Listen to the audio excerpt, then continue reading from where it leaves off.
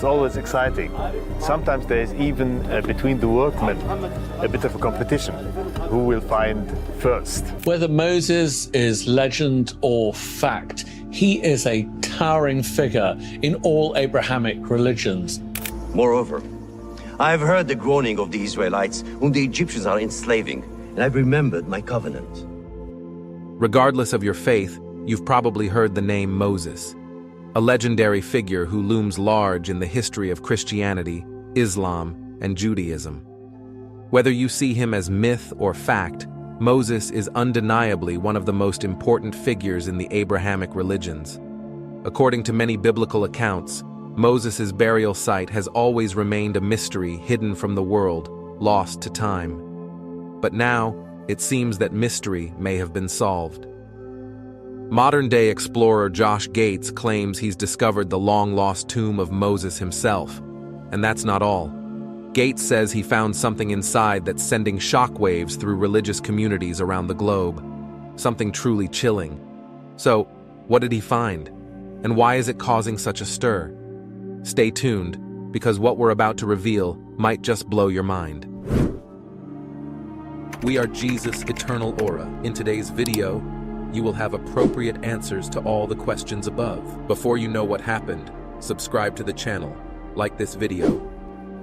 Okay, if there is a historical Moses, where is this guy? I mean, where was he buried? According to the biblical tradition, he ended on the other side of it. Moses is one of the most iconic figures in the religious history of Judaism, Christianity, and Islam. Known as a prophet, leader, and lawgiver, Moses' life and actions have shaped the foundations of religious belief and practice for millions of people around the world. His story is told primarily in the Hebrew Bible, particularly in the books of Exodus, Leviticus, Numbers, and Deuteronomy. Despite the wealth of records chronicling his achievements, one significant mystery surrounding Moses has remained unsolved for centuries: the location of his final resting place. Although his burial site is often associated with Mount Nebo, recent investigations, including a search by explorer Josh Gates, have sparked new debates and intrigue about whether his tomb has been discovered. Moses' life is one of remarkable contrasts and divine interventions. Born in Egypt around 1391 BCE, Moses was a Hebrew by birth, but he was raised as an Egyptian prince. During this time, the Hebrews were enslaved under Pharaoh's rule. In an attempt to control the growing Hebrew population, Pharaoh decreed that all Hebrew male infants should be killed. To save him, Moses' mother, Jochebed, placed him in a basket and set it afloat on the Nile River. The infant Moses was discovered by Pharaoh's daughter, who adopted him as her son. He was named Moses, meaning drawn out of the water. Raised in the royal court, Moses enjoyed the privileges of an Egyptian prince, but he was aware of his true heritage. As he grew older, Moses saw the suffering of his people and, at around 40 years of age, witnessed an Egyptian taskmaster beating a Hebrew slave. In a fit of rage, Moses killed the Egyptian and buried his body in the sand. When Pharaoh learned of this, Moses fled Egypt to escape the death penalty. He took refuge in Midian, located in the northwestern Arabian Peninsula, where he married Zipporah, the daughter of a priest named Jethro. Moses worked as a shepherd for the next 40 years. At the age of 80, Moses had a life-altering encounter with God while tending his flock on Mount Horeb, also known as Mount Sinai. A bush was on fire but not consumed by the flames, and from this bush, God spoke to Moses, commanding him to return to Egypt and lead the Israelites out of slavery. Moses initially resisted, feeling inadequate for the task, but God assured him that he would provide the necessary signs and miracles to convince both Pharaoh and the Israelites that Moses was divinely chosen. Moses returned to Egypt, where he was joined by his brother Aaron, who acted as his spokesperson. Together, they confronted Pharaoh, demanding the release of the Israelites. When Pharaoh refused, God sent a series of 10 devastating plagues upon Egypt. These plagues included turning the Nile into blood, swarms of frogs, gnats, and flies, as well as a series of devastating illnesses and natural disasters. The final plague, the death of Egypt's firstborn sons, finally convinced Pharaoh to let the Israelites go. After all, someone this significant must have been buried with some real pomp and circumstance. So I just have one question. Where's Moses? As the Israelites fled Egypt, they found themselves trapped between Pharaoh's pursuing army and the Red Sea. In a miraculous act of divine intervention, Moses stretched out his staff, and the waters of the Red Sea parted, allowing the Israelites to pass through on dry land. When the Egyptian army followed, the waters returned, drowning Pharaoh's forces.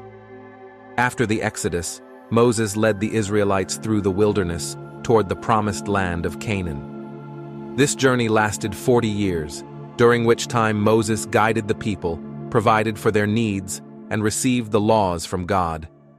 Notably, Moses climbed Mount Sinai, where he received the 10 Commandments, moral laws that became the cornerstone of Jewish law and later Christian and Islamic ethics. However, the journey was fraught with challenges. The Israelites repeatedly disobeyed God, causing their wanderings in the desert to last longer than necessary. Despite God providing food, manna, and water miraculously, the people grumbled and rebelled. In one key moment, Moses struck a rock to bring forth water, but God had commanded him to speak to the rock. As a result, God told Moses that he would not enter the promised land himself, though he would be allowed to see it from a distance. The Bible records that Moses died on Mount Nebo, a mountain located in present-day Jordan. Before his death, Moses was granted the unique privilege of seeing the promised land from a distance, though God told him he would not enter it. The Bible further states that Moses was 120 years old when he died, and that God himself buried Moses in an undisclosed location. The scripture notes, "To this day, no one knows where his grave is." Deuteronomy 34:6. This cryptic passage has led to centuries of speculation about the exact location of Moses' tomb. Moses' death and burial are significant events not only because of the mystery surrounding his final resting place, but also because they mark the end of his leadership of the Israelites. After his death, leadership passed to Joshua, who would lead the people into the promised land. Despite the importance of this event in biblical history, no archaeological evidence has conclusively identified the exact location of Moses' burial site. For centuries, people have speculated about the location of Moses' tomb. Mount Nebo, where Moses is said to have died, is traditionally considered the site of his burial. In modern times, Mount Nebo has become a place of pilgrimage for many people, and there are historical and religious sites associated with Moses' memory. However, recent investigations, including the efforts of explorer Josh Gates, have sparked renewed interest in uncovering the truth about Moses' burial site. Gates, known for his adventures in exploring historical mysteries, embarked on a journey to investigate the potential location of Moses' tomb. Mount Nebo remains a central focus of this search, but new clues and evidence have suggested that Moses' final resting place might be hidden deeper within the region. Josh Gates's investigation into the burial site of Moses uncovered ancient texts and local folklore that hinted at the possibility of Moses' tomb being more hidden or elusive than previously thought. While some ancient texts point to the area around Mount Nebo, others suggest that the tomb could be located in a more remote or secretive location, as described in the biblical account. These discoveries have led Gates and other researchers to question whether Moses' tomb has been undiscovered for centuries, waiting to be revealed. It reminds me of a cairn, or in the other words, an artificial stone mound covering a tomb underneath. The Sea of Galilee, located in northern Israel, is the largest freshwater lake in the country. It has long been a place of historical and religious significance, frequently mentioned in the Bible for its association with key events in the life of Jesus and the early Christian church. However, the region has also been the subject of exploration for clues about the burial site of Moses, a figure of monumental importance in Judaism, Christianity, and Islam. This search for the final resting place of Moses has intrigued historians, archaeologists, and explorers for centuries. One such modern-day expedition was led by Josh Gates and his team, who embarked on a quest to uncover potential evidence related to Moses' burial, focusing on the Sea of Galilee and its surrounding areas. The journey began in early 2018 when Josh Gates and his team started planning their expedition. They gathered historical documents, maps, and other resources to help them determine where to begin their search. Their goal was to explore underwater sites in and around the Sea of Galilee that might hold ancient artifacts or structures connected to Moses' burial. The team included a diverse group of experts, such as underwater archaeologists, historians, and diving professionals, all of whom contributed to the project's design and execution. Equipped with state-of-the-art technology, the team used a combination of modern tools to assist their investigation. One of the most crucial pieces of technology in the search was satellite imagery. By analyzing satellite photos, the team could identify geographical features and terrain that matched descriptions from ancient texts, potentially leading them to significant sites. Mapping software was also used to create detailed maps of the areas the team planned to explore. This careful mapping allowed them to have a comprehensive understanding of the landscape and better target locations that might yield promising results. Ground-penetrating radar, GPR, proved to be an essential tool for this search. GPR is a non-invasive method that uses radar pulses to image the subsurface of the ground. The technique allows archaeologists to detect buried structures or anomalies without the need for excavation, which made it particularly useful in exploring the underwater sites of the Sea of Galilee. In addition to GPR, drones equipped with high-resolution cameras were deployed to capture aerial images of the surrounding area. These aerial shots provided a broader view of the terrain and helped the team identify any unusual features or structures that might not have been visible from the ground. The drones also allowed the team to access hard-to-reach places, such as cliffs and steep terrain, that would have otherwise been difficult to investigate. Another advanced technology that proved useful was 3D scanning. This technology allowed the team to create detailed, three-dimensional models of any significant finds, providing a precise and accurate way to document and analyze artifacts and structures. These 3D models also enabled the team to share their discoveries with other experts and the public, offering a clearer understanding of their findings. The team's first significant discovery came in October 2018, when they uncovered an ancient submerged structure in the lake. The structure, a circular stone monument, measured approximately 230 feet in diameter and stood about 32 feet high. The monument, made of large basalt rocks, resembled a cairn, a type of stone mound that is often associated with ancient burial practices. The discovery of such a structure was an important development in the search for Moses' tomb, as it suggested the potential presence of a burial site or monument. While there was no direct evidence to link the cairn to Moses, its construction and placement near the Sea of Galilee made it a strong candidate for further investigation. This was a feat that deserved a magnificent burial and a majestic tomb. The team spent several weeks carefully examining the site, removing layers of silt and sediment to reveal more of the structure.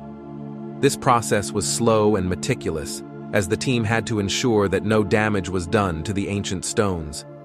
They used traditional archaeological tools, such as shovels, trowels, brushes, and sieves, to excavate the area around the cairn and search for any artifacts or inscriptions that might offer further clues. During the excavation, they discovered a number of artifacts, including pottery shards and tools, which indicated that the site could be thousands of years old. However, despite the significant findings, there was no conclusive evidence to directly link the structure to Moses. In addition to the artifacts, the team used carbon dating to determine the age of the pottery and tools found at the site. The results suggested that the artifacts dated back to around the time Moses is believed to have lived, roughly 3,200 years ago. This information added an intriguing layer to the mystery of Moses' burial, but it did not offer any direct confirmation that the cairn was connected to the biblical figure. The team also explored ancient texts and local legends, which spoke of submerged cities and monuments in the region, though none of these references specifically mentioned Moses. Nonetheless, the discovery of the cairn was seen as a valuable contribution to the ongoing search for Moses' final resting place. By early 2019, Gates and his team had mapped the entire structure and collected as much data as possible, but they did not uncover any definitive evidence linking the site to Moses. Despite this, the search for Moses' tomb continues to be an area of great interest. The expedition to the Sea of Galilee raised new questions and theories about where Moses might be buried, and it sparked further research into other potential locations. Interestingly, the search for Moses' burial site is not confined to Jewish or Christian traditions. In Islam, Moses, or Musa, is also considered a major prophet, and there are different accounts of his final resting place. One of the most prominent sites associated with Moses' burial in Islam is the Nabi Musa shrine, located in the Judean desert, near the Dead Sea, and about 18.6 miles east of Jerusalem. In Islamic tradition, Moses is regarded as one of the most important prophets, and his story is central to the Quran, where he is mentioned more times than any other prophet. The Quran highlights Moses' role in leading the Israelites out of Egypt and receiving the Torah from God, and his story teaches Muslims about the importance of faith, perseverance, and divine guidance. The Nabi Musa shrine has been a significant religious site for Muslims for centuries. The association of this site with Moses dates back to the medieval Islamic period, particularly around the 13th century. During the time of the Mamluk Sultanate, the Mamluk ruler Sultan Baybars began constructing a shrine and mosque at the site, solidifying its connection to Moses. Over the centuries, the site has become an important place of pilgrimage for Muslims who believe it is the burial place of Moses. While the exact location of Moses' tomb remains a subject of debate, the Nabi Musa shrine remains one of the most revered sites in Islamic tradition. The search for Moses' final resting place is a multifaceted endeavor that spans different religious traditions and geographical locations. While Josh Gates's team made significant discoveries in the Sea of Galilee, their findings did not conclusively prove that they had found Moses' tomb. However, their exploration highlighted the challenges and mysteries that continue to surround this ancient and iconic figure. As research continues, scholars, historians, and archaeologists will likely keep investigating new sites, both in Israel and in surrounding regions, to uncover more about Moses' life and legacy. The ongoing quest for Moses' burial site, combined with the exploration of other potential locations, ensures that this fascinating mystery will remain a subject of interest for years to come. Obviously, this isn't a magic rock that followed the Israelites through the desert, but, is it possible that this is connected to the story of Exodus? The Nabi Musa festival is an annual pilgrimage that celebrates the life and legacy of Prophet Moses. The pilgrimage is closely linked to the Islamic observance of Laylat al-Miraj, which marks the night journey and ascension of Prophet Muhammad to heaven. During this pilgrimage, Muslims travel to a site believed to be the burial place of Moses, which is located near the Dead Sea in Jordan. This pilgrimage has been celebrated for centuries, and over time, the site has become an important place of spiritual reflection, prayer, and religious gathering. The Nabi Musa complex, which hosts the pilgrimage, includes several key structures: a mosque, a shrine, and accommodations for the pilgrims. These buildings are constructed in the Islamic architectural styles of the medieval period and have been continuously expanded and renovated by various Islamic authorities over the centuries. These efforts have ensured the preservation of the site and its religious and cultural heritage for future generations. The mosque in the complex is used for daily prayers, while the shrine is the focal point of the pilgrimage. According to Islamic tradition, it is believed that Moses is buried at this location, though the exact place of his tomb remains a subject of debate. Regardless of the uncertainty surrounding his burial, the site remains a place of deep religious significance for Muslims who visit to pray, seek blessings, and reflect on the teachings of Moses. The Nabi Musa pilgrimage is not only a historical event, but also a deeply spiritual experience for those who participate. During the festival, pilgrims gather to perform religious ceremonies, recite verses from the Quran, and engage in communal worship. This sense of unity among the diverse Muslim participants is one of the most striking features of the pilgrimage. The event brings together people from various backgrounds, fostering a sense of shared faith and devotion. As with other religious pilgrimages, the experience is also a time for personal reflection. Pilgrims visit Nabi Musa to strengthen their connection to their faith, contemplate the story of Moses, and reflect on his teachings. The pilgrimage is an opportunity for Muslims to renew their commitment to faith, much like other significant religious observances in the Islamic calendar, such as Hajj to Mecca. The Nabi Musa site also plays an educational role, particularly for those who may not be familiar with the full history of Moses in Islamic tradition. Visitors learn about the prophet's life, his role in the Quran, and how his story parallels those of other Abrahamic figures. It is a site where Muslims can deepen their understanding of their religious heritage, and the pilgrimage serves as a way to connect the past with the present, linking contemporary believers with the long history of the Islamic faith. Over the years, the Nabi Musa site has been carefully preserved and renovated. Islamic authorities have ensured that the complex remains in good condition, accommodating the growing number of pilgrims who visit each year. These renovations have not only focused on maintaining the physical buildings, but also on preserving the cultural heritage of the site. The architectural styles of the medieval period are evident throughout the complex, and these buildings serve as valuable reminders of the rich cultural history of Islam.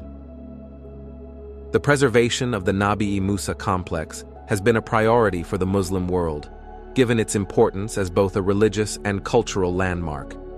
Efforts to ensure the site's upkeep are a testament to the significance of Moses in Islamic history, as well as to the ongoing commitment to preserving the legacy of the prophets. While the Nabi Musa site is one of the most important locations associated with the burial of Moses, another site, Jebel Harun, Mount Aaron, also holds significance in the context of Moses' death and burial.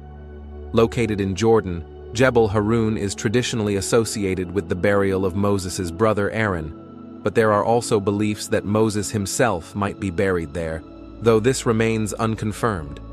The belief in Jebel Harun as a potential burial site for Moses is based on a combination of biblical narratives, religious traditions, and historical accounts.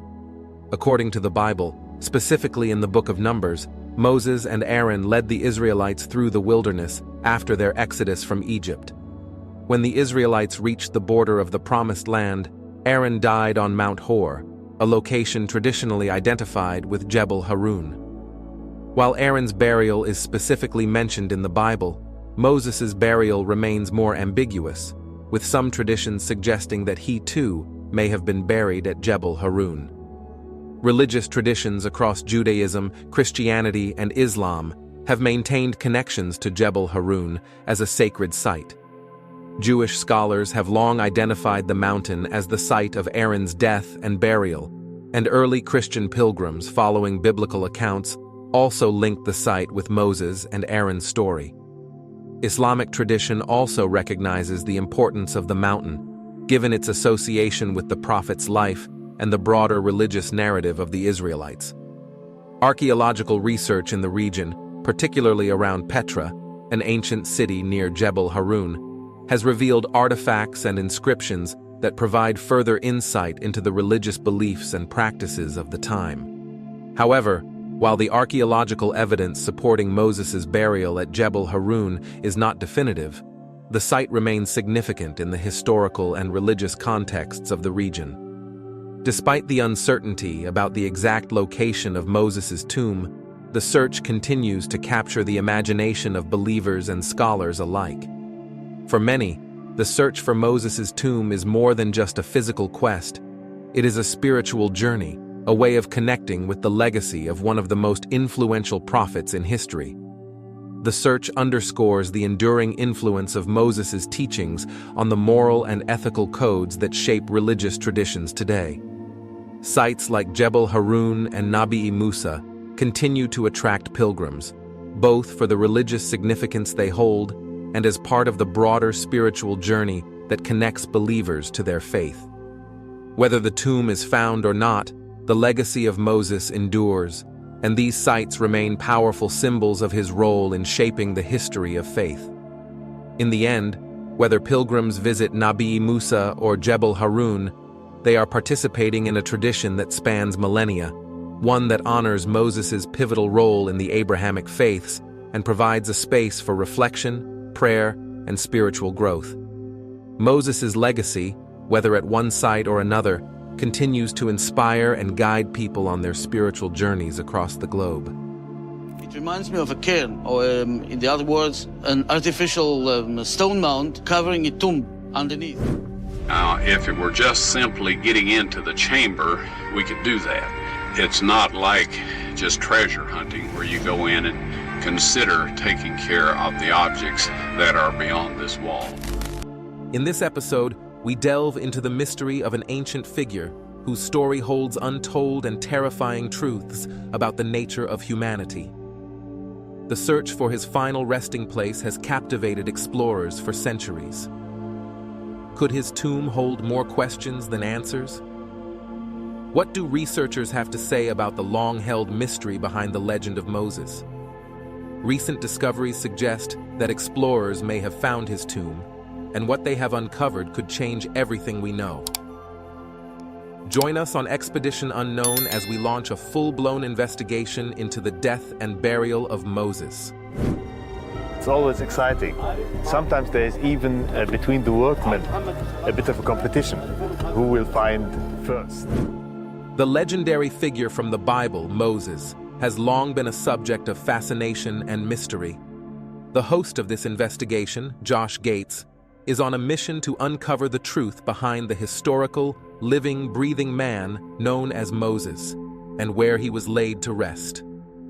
Archaeologist Talek Dedel explains that Moses' burial site is detailed in biblical tradition, stating that he was buried on the other side of the valley where they currently stand. Dedel also notes that Moses died on Mount Nebo.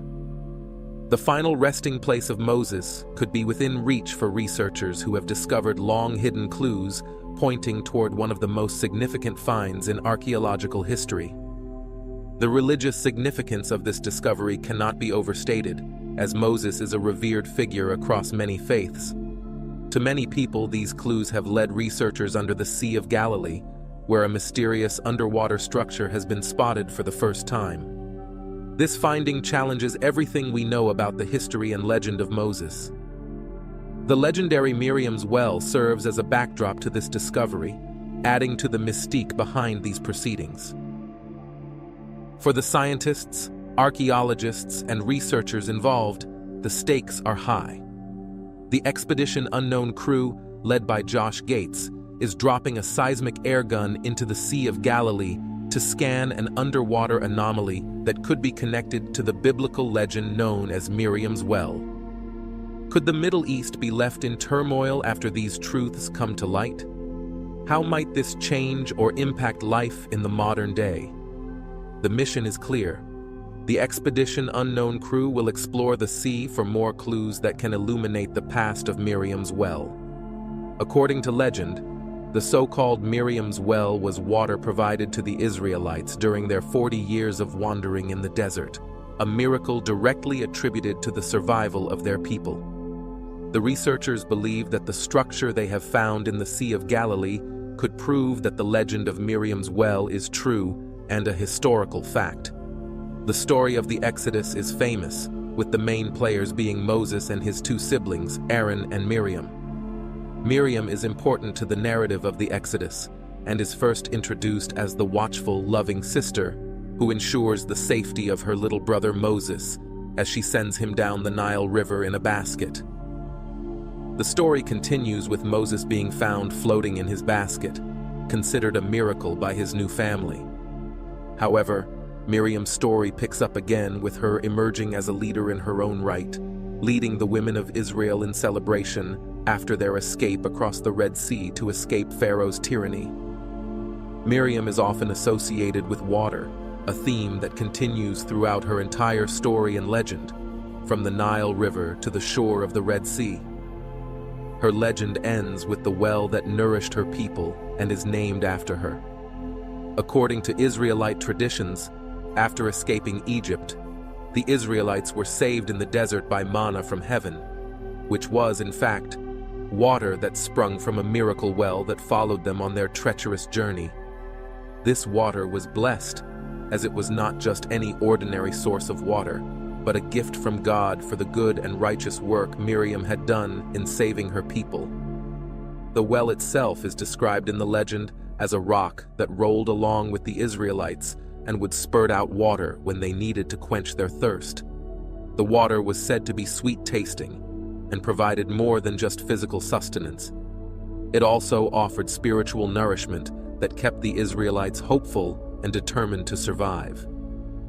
The importance of Miriam's well lives on today in the legends and traditions of these people. The narrative that God loves the Israelites is an underlying theme in the story, highlighting what an excellent example Miriam was for being so brave and faithful. This story also serves as a reminder of the power of faith and the importance of a strong leader. Each of the siblings played a crucial role in the story.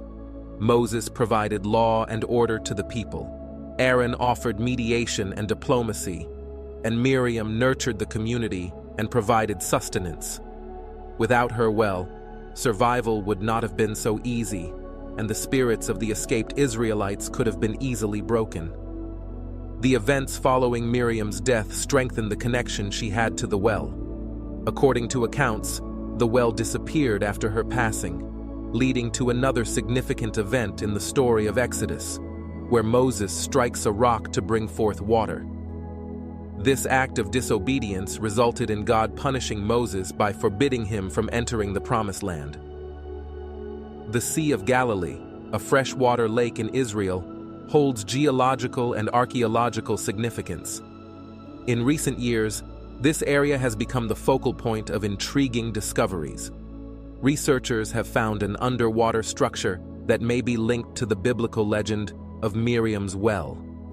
This structure challenges our understanding of history and the legends surrounding Moses and his siblings. For Josh Gates and the Expedition Unknown crew, this discovery represents a monumental opportunity to explore the past and bring to light the truth behind one of the most revered figures in religious history. As they continue their investigation, the potential implications of their findings are profound. Could this discovery change our understanding of the Exodus story and its key figures? How will this impact modern faith and the historical narrative? The mission is ongoing, and the crew is determined to uncover more clues that could shed light on the mysteries of Miriam's well and its connection to the survival of the Israelites in the desert. With each discovery, they edge closer to unraveling the historical and spiritual significance of this ancient legend, potentially reshaping our understanding of biblical history.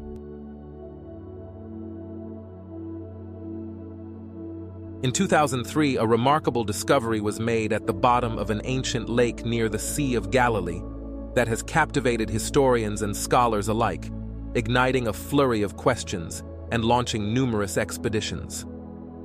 This mysterious structure, identified during a sonar survey by Israeli scientists, has sparked endless debates and speculation. The sonar survey revealed a massive cone-shaped formation made of basalt rocks and boulders, located just half a mile northwest of the shores of the Sea of Galilee. The structure, measuring over 230 feet in diameter and rising 39 feet from the lakebed, weighs an estimated 60,000 tons.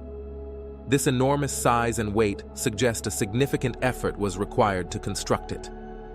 The discovery recalls references in the Jerusalem Talmud about a bump visible at the bottom of the Sea of Galilee, raising questions about whether there are other similar formations in the area. The mysterious origins of this structure have fueled imaginations, especially given the region's rich biblical history. Connections to Miriam's well, a legendary source of water during the Israelites' 40 years in the desert, have become unavoidable. Jewish tradition holds that Miriam's well provided water during the Israelites' desert wanderings and was subsequently hidden. This belief has led researchers to speculate that the anomaly in the Sea of Galilee might be related to, or even be, the resting place of Miriam's well. To investigate further, researchers employed seismic air guns, typically used in oil and gas operations and geological studies, to release high-pressure air into the water. This creates sound waves that penetrate the seabed, and the reflected waves are captured by sensors to produce detailed images of subsurface structures. These three-dimensional images allow scientists to examine the nature of underwater formations. The detailed imaging revealed that the massive size of the anomaly suggests it could be artificial, implying that ancient people transported and carefully placed the huge basalt boulders for a specific purpose. The structure's age is estimated to be from the early Bronze Age, around 4,000 years ago. This technological breakthrough in exploring ancient history has profound implications for understanding the past, but it also raises more questions about the structure's true purpose. Some researchers speculate the formation could have been a monument, burial mound, or ceremonial site. Notably, Josh Gates, a prominent explorer and television host, is eager to determine if it could be Moses' tomb. However, others believe the structure might have religious significance unrelated to a grave marker. The connection to Miriam's well poses an intriguing question. Could modern technology prove or expand upon biblical events? Focusing on the anomaly itself, researchers emphasize that the structure's size and arrangement, composed of basalt boulders and stones forming a massive cone-shaped pile, indicate considerable effort in its creation. Basalt, a volcanic rock common in the area, suggests the builders used locally available materials rather than importing them. The purpose behind constructing such a formation remains unclear, but its age, based on sediment layers and comparisons to similar archaeological sites, provides some clues about its creators. The early to mid-Bronze Age, a period known for the sudden emergence of complex societies with advancements in metalworking and trade networks, is the most educated estimate for the structure's age. The grand scale of the formation suggests it was built by a well-organized community with advanced communication and cooperation skills.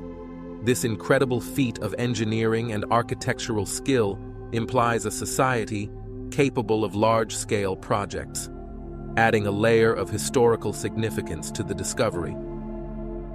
The placement of the structure in the middle of the lake, now submerged due to shifts in water levels, further suggests it might have had a link to the worship of water, a precious resource in a desert climate. The sediment accumulation over the structure indicates it was built before the lake levels rose. This connection to water worship could tie into the Exodus story, where water played a vital role. Josh Gates's suggestion that the structure could be pinpointed as Miriam's well adds a fascinating dimension to the discovery. If the anomaly predates the Exodus story, it could provide invaluable insights into religious narratives that hold great importance for many. In conclusion, the mysterious underwater structure near the Sea of Galilee has opened a window into the past, blending technological innovation with ancient history. While its true purpose remains a topic of debate, the ongoing research and exploration promise to shed light on this enigma. Whether it is connected to Miriam's well, a monument, a burial site, or a ceremonial structure, the discovery highlights the intricate and sophisticated nature of early societies.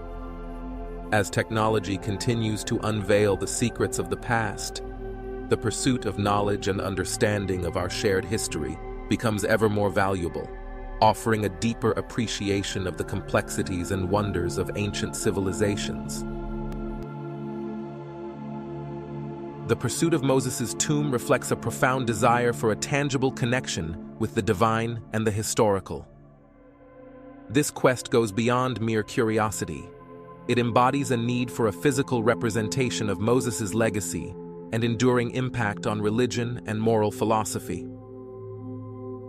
The site known as Nabi Musa stands as a testament to this legacy. For those unfamiliar, Musa is the Arabic name for Moses. Located not far from Jerusalem and the Dead Sea, Nabi Musa holds deep spiritual significance for multiple faiths, enriched by centuries of tradition, culture, and religious devotion.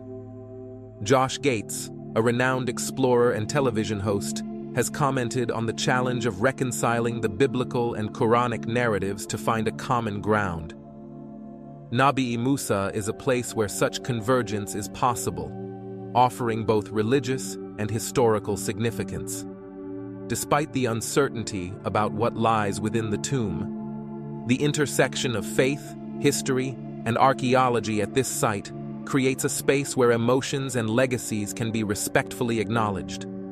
Islamic tradition, despite lacking specific textual evidence, widely accepts that Nabi Musa is the burial place of Moses.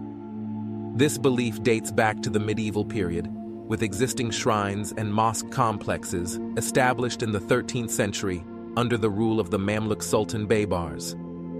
Over the centuries, the site has undergone numerous renovations and expansions, reflecting its lasting importance in the Islamic world. The pilgrimage to Nabi Musa coincides with the Muslim holiday of Laylat al-Miraj, which celebrates the Prophet Muhammad's night journey and ascension to heaven. This tradition underscores Nabi Musa's role not just as a memorial, but as a focal point of communal and religious identity. The history and beliefs surrounding Nabi Musa are steeped in mystical and religious thought. According to some accounts, the site was identified through a prophetic dream or vision that revealed Moses' final resting place. Although there is no archaeological or textual evidence to confirm this narrative, it has bestowed a sacred aura upon Nabi Musa, making it a site of great veneration to this day. The decision to honor Moses' burial site, based on such unconventional means, has faced challenges and sensitivities over time. Requests to conduct archaeological digs at this sacred site are approached with great delicacy. Religion, tradition, and culture are deeply intertwined, and any perceived disrespect can lead to significant controversy. The reverence for this historical site generally prevents scientists and researchers from conducting excavations that might satisfy their scientific curiosities.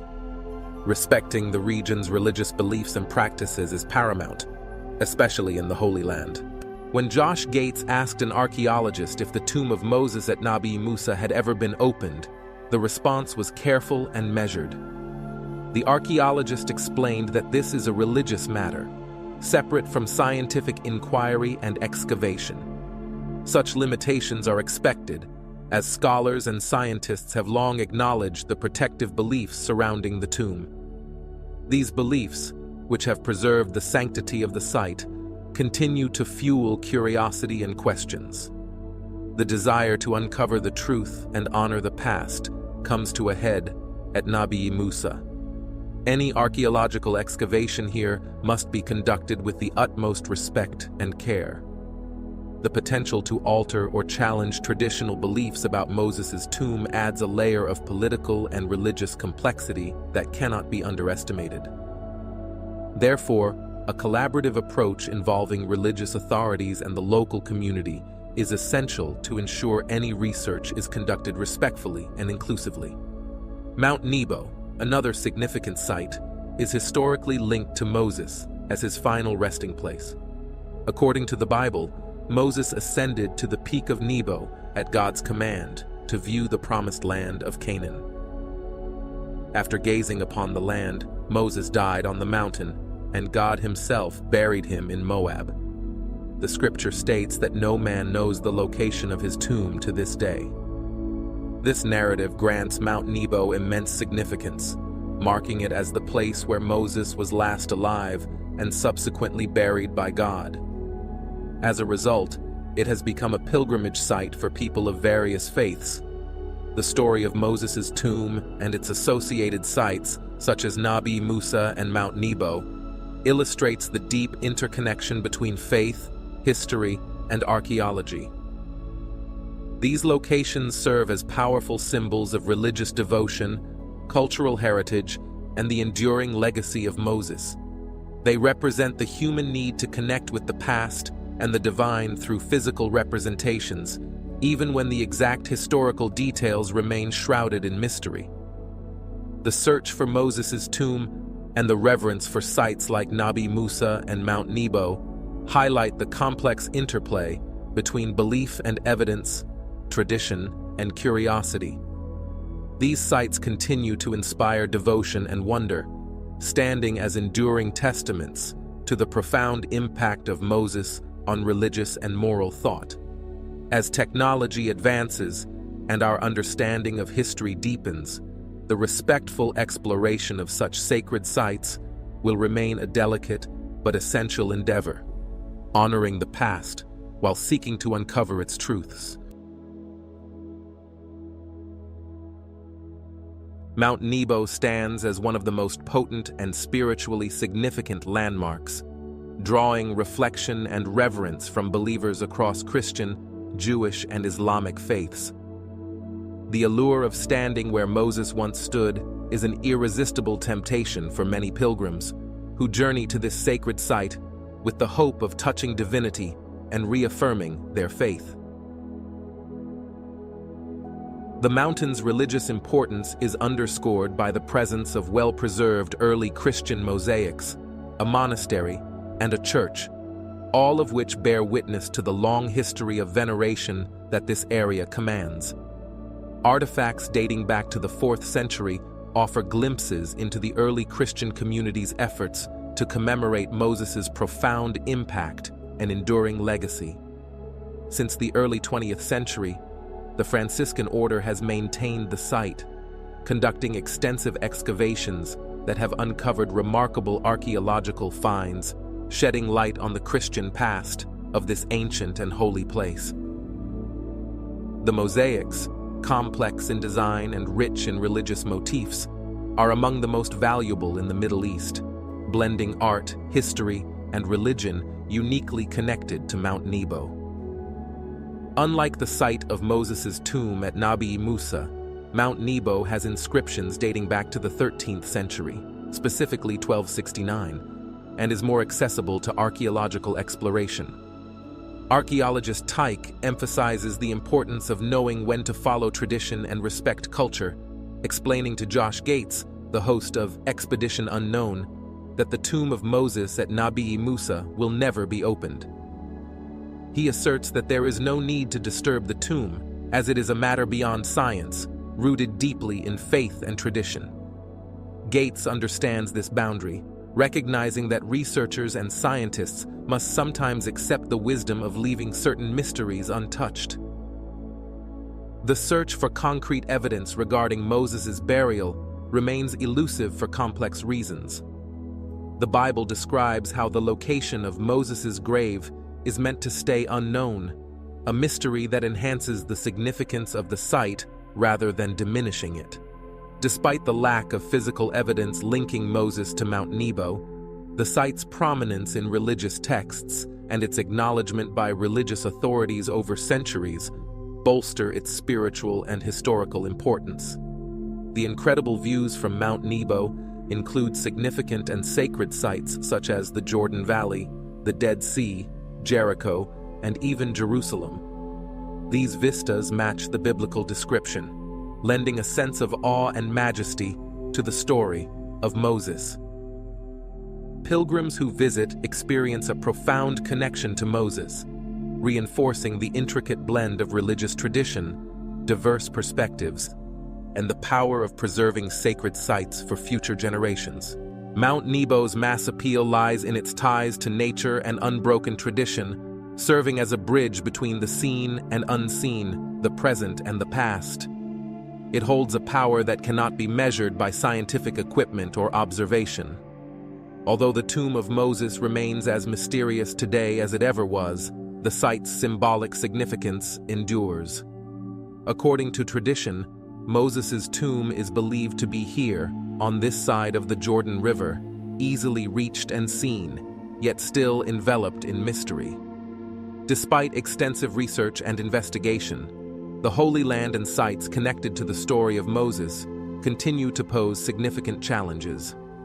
Not even the intrepid explorers of Expedition Unknown, led by Josh Gates, have been able to conquer these mysteries fully.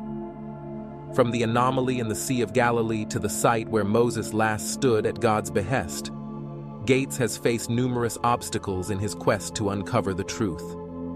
The scientific portion of this mystery remains unanswered, as religious and traditional reasons prevent the excavation or opening of Moses' tomb. However, the researchers have made headway by scanning the lake for more information on the mysterious underwater structure, suggesting new possibilities. The juxtaposition of the dry structure now submerged by water points to the possibility of it being connected to biblical events. As they conclude their expedition, the researchers leave with a deeper understanding and new data, but the quest for truth is never truly over. The mystery of Moses' tomb persists, and the search continues, driven by the hope that one day answers will be found. The promise of future discoveries keeps the flame of curiosity burning brightly. In conclusion, Mount Nebo and other related sites like Nabi Musa exemplify the profound interplay between faith, history, and archaeology. These locations inspire devotion and wonder, standing as testaments to Moses' significant impact on religious and moral thought. As technology advances and our understanding of history deepens, the respectful exploration of such sacred sites will remain a delicate but essential endeavor, honoring the past while seeking to uncover its truths. The search for Moses' tomb and the mysteries surrounding it symbolize the enduring human quest for knowledge and connection to the divine.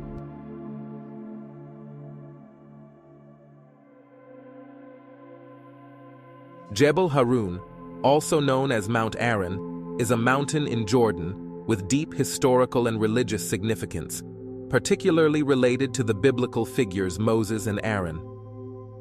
Aaron, Moses' brother, is believed to have been buried here. The association of Jebel Harun as a potential burial site for Moses stems from religious traditions and historical accounts that have endured for centuries. To understand why Jebel Harun is considered a potential burial site for Moses, we need to delve into several key aspects, including biblical narratives, religious traditions, archaeological evidence, and the importance of the mountain in different faiths.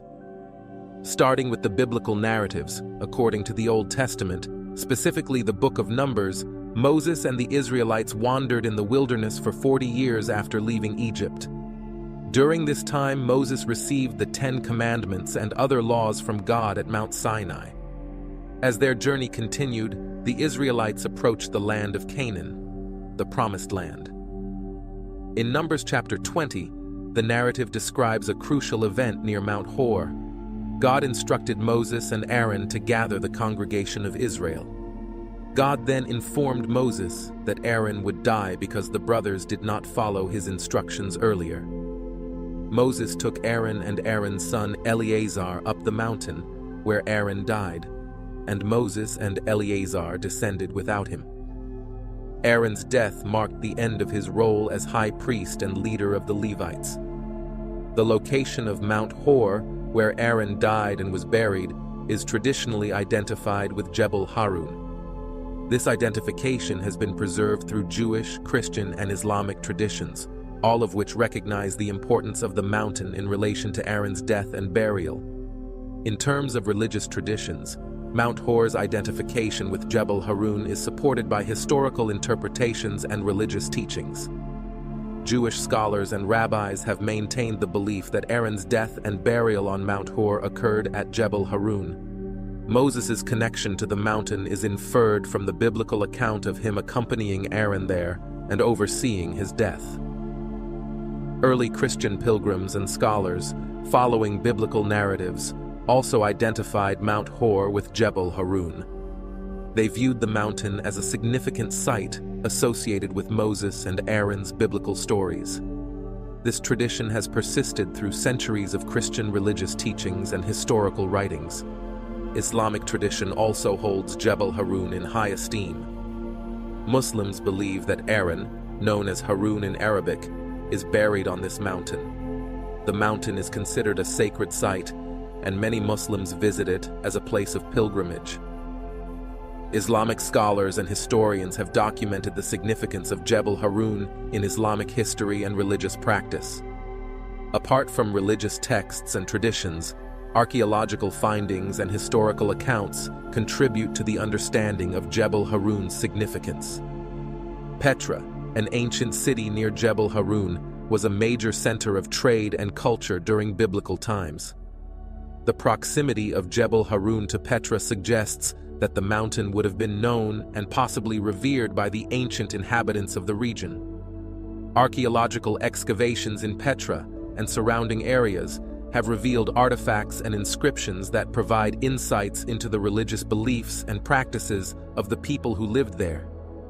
While direct evidence linking Jebel Harun to Moses' burial is scarce, the mountain's prominence in historical and religious contexts cannot be overlooked. Over the centuries, Jebel Harun has remained a site of cultural and religious pilgrimage. People of different faiths have visited the mountain to pay homage to the biblical figures associated with it. Pilgrimages to Jebel Harun continue to this day, showing its enduring importance in the religious landscape of the Middle East. The site serves as a testament to the lasting legacy of Aaron and the profound impact of his life and death on various religious traditions. In recent times, the search for Moses' tomb continues to captivate believers and scholars alike. The search is not only about locating a physical site, but also about understanding the enduring influence of Moses' teachings and his role in shaping religious ethics and moral codes. The cultural impact of Moses' legacy goes beyond religious boundaries, influencing literature, art, and philosophy worldwide. Even though the exact location of his tomb has not been discovered yet, Moses' legacy endures as a symbol of resilience and divine guidance. People still look for Moses' tomb today as part of a spiritual journey, connecting with their faith and seeking proximity to a revered prophet and leader. Pilgrimages to sites like Mount Nebo, another location traditionally associated with Moses, offer believers a chance to reflect on Moses' teachings and their own spiritual path. Mount Nebo is believed to be the place where Moses viewed the Promised Land before he died.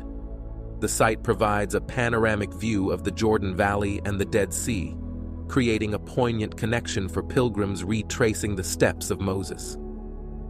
The continued interest in Moses' burial site reflects the profound reverence held for him across different cultures and religions. His role as a prophet, lawgiver, and leader is celebrated in Judaism, Christianity, and Islam. The stories of his leadership, his receipt of divine commandments, and his guidance of the Israelites have left an indelible mark on the world's spiritual and cultural heritage. In conclusion, Jebel Harun, with its historical and religious significance, stands as a testament to the enduring legacy of Aaron and the intertwined narratives of Moses. The mountain's identification as Aaron's burial site and its potential connection to Moses' final resting place highlight the rich tapestry of religious traditions and historical accounts that have shaped its reverence over centuries. While the exact location of Moses' tomb remains undiscovered, the spiritual journey to sites like Jebel Harun and Mount Nebo continues to inspire and connect people with their faith, underscoring the timeless impact of these biblical figures. something that would really help to cement this as an historical event. After all, someone this significant must have been buried with some real pomp and circumstance. Okay, if there is a historical Moses, where is this guy? I mean, where was he buried? It reminds me of a cairn, or in the other words, an artificial stone mound covering a tomb underneath. Welcome to our channel. Today, we're delving into one of the great mysteries of religious history, the final resting place of Moses. This iconic leader guided the Israelites out of Egyptian bondage and toward the Promised Land. While his remarkable journey and profound teachings are well documented, one question remains unanswered. Where is Moses buried? This enduring mystery has intrigued scholars, theologians, and believers for millennia. Join us as we explore the fascinating clues and theories surrounding the location of Moses' ultimate resting place. We are Jesus' Eternal Aura. In today's video, you will have appropriate answers to all the questions above. Before you know what happened, subscribe to the channel, like this video, and click the bell icon for all the latest updates. Since then, no prophet has risen in Israel like Moses, whom the Lord knew face to face. Recently, Joe Rogan has revealed an astonishing truth about Moses' tomb that is set to captivate the entire world. What exactly is the secret behind Moses' tomb, and why is it leaving everyone in awe? The last days of Moses are portrayed in the Bible with profound emotion and sorrow. As a leader who had guided the Israelites for decades, the narrative of Moses' final moments is deeply touching. These events, primarily recorded in the book of Deuteronomy, capture the intersection of Moses' personal journey and the broader destiny of the Israelites. They depict a leader who is acutely aware that his mission is nearing its end and is determined to use this time to impart wisdom, blessings, and a vision for the future. Moses was aware that he would not be able to enter the Promised Land as he stood on its threshold. This might seem counterintuitive, given that Moses had devoted his entire life to leading the Israelites to this land of milk and honey. However, due to previous transgressions, specifically striking the rock at Meribah rather than speaking to it as God had commanded, he was warned that he would not be allowed to enter the land he had long desired for his people. Moses accepted this divine decree and spent his final days teaching the Israelites important lessons. The book of Deuteronomy meticulously records his speeches, recitations of the law, blessings, and prophecies. Moses emphasized the importance of allegiance to God's covenant, the dangers of defying divine mandates, and the potential blessings of faithful obedience. His farewell to the Israelites was more than just a restatement of the law. It was a heartfelt expression of his deep concern for their future. Understanding human nature, Moses persistently warned them about the temptations they might face in the Promised Land. He cautioned them against forgetfulness and the risk of prosperity leading to a decline in faith. He urged them to remember their history, the miracles they had witnessed, and their covenant with the Almighty. In addition to his teachings and warnings, Moses took the time to individually bless the 12 tribes of Israel. These blessings, similar to Jacob's blessings to his sons, were both prophetic and aspirational, highlighting the unique traits and destinies of each tribe. They served as a final testament to Moses' profound understanding of and care for the diverse groups within the Israelite community. As his time approached, God instructed Moses to ascend Mount Nebo, from where he could view the Promised Land. This would be the closest Moses would come to the land he had long dreamt of. On this mountain, God provided Moses with a panoramic view of the land, stretching from Gilead to Dan and reaching the western sea, the Negev, and the valley of Jericho. This vision was not just a physical sight, but a spiritual confirmation of God's promise to Abraham, Isaac, and Jacob. The book of Deuteronomy, the fifth and final book of the Torah, serves as a cornerstone of the Hebrew Bible. It encapsulates Moses' teachings, his reiterations of the laws given at Sinai, and his fervent addresses to the Israelites as they prepare to enter the Promised Land. Notably, Deuteronomy 34 bears the solemn weight of recounting the last moments of Moses' life and his burial by God's hand. Deuteronomy 34 begins with Moses ascending from the plains of Moab to the peak of Mount Nebo, also known as Pisgah, following God's command. This mountaintop experience is unique. From this vantage point, the Lord reveals the vast expanse of the Promised Land to Moses, delineating its boundaries from Gilead to Dan and from Naphtali to Ephraim and Manasseh. The view extends over the land of Judah to the western sea, the Negev, the valley of Jericho, the city of palm trees, and as far as Zoar. This panoramic vision is not merely geographical, but deeply symbolic, representing the fulfillment of God's promise. God had pledged to Abraham that his descendants would inherit this land, and now, as Moses gazes upon it, God reaffirms this promise to the descendants of Abraham, Isaac, and Jacob. In a moment tinged with melancholy, God informs Moses that while he can see the land from afar, he will not enter it. Reflecting on the poignancy of this moment is essential. Moses, who had confronted Pharaoh, led the Israelites through the Red Sea, received the Ten Commandments, and guided a frequently rebellious people through the wilderness for 40 years, would not set foot in the land of promise. The reasons for this, detailed earlier in the Torah, stem from a lapse in trust and obedience at Meribah, where Moses struck a rock to produce water instead of speaking to it as commanded by God. Consequently, Moses was decreed to only see the Promised Land, but never to enter it. Deuteronomy 34 then provides a brief yet profound account of Moses' death. Verses 5 and 6 state, "So Moses, the servant of the Lord, died there in the land of Moab, according to the word of the Lord, and he buried him in a valley in the land of Moab opposite Beth Peor, but no one knows his grave to this day." The nature of Moses' passing is unparalleled in the biblical record. The scripture explicitly emphasizes that it was God himself who buried Moses, and the location of his grave remains a mystery. The chapter does not dwell on the mourning or reactions of the Israelites to their leader's passing.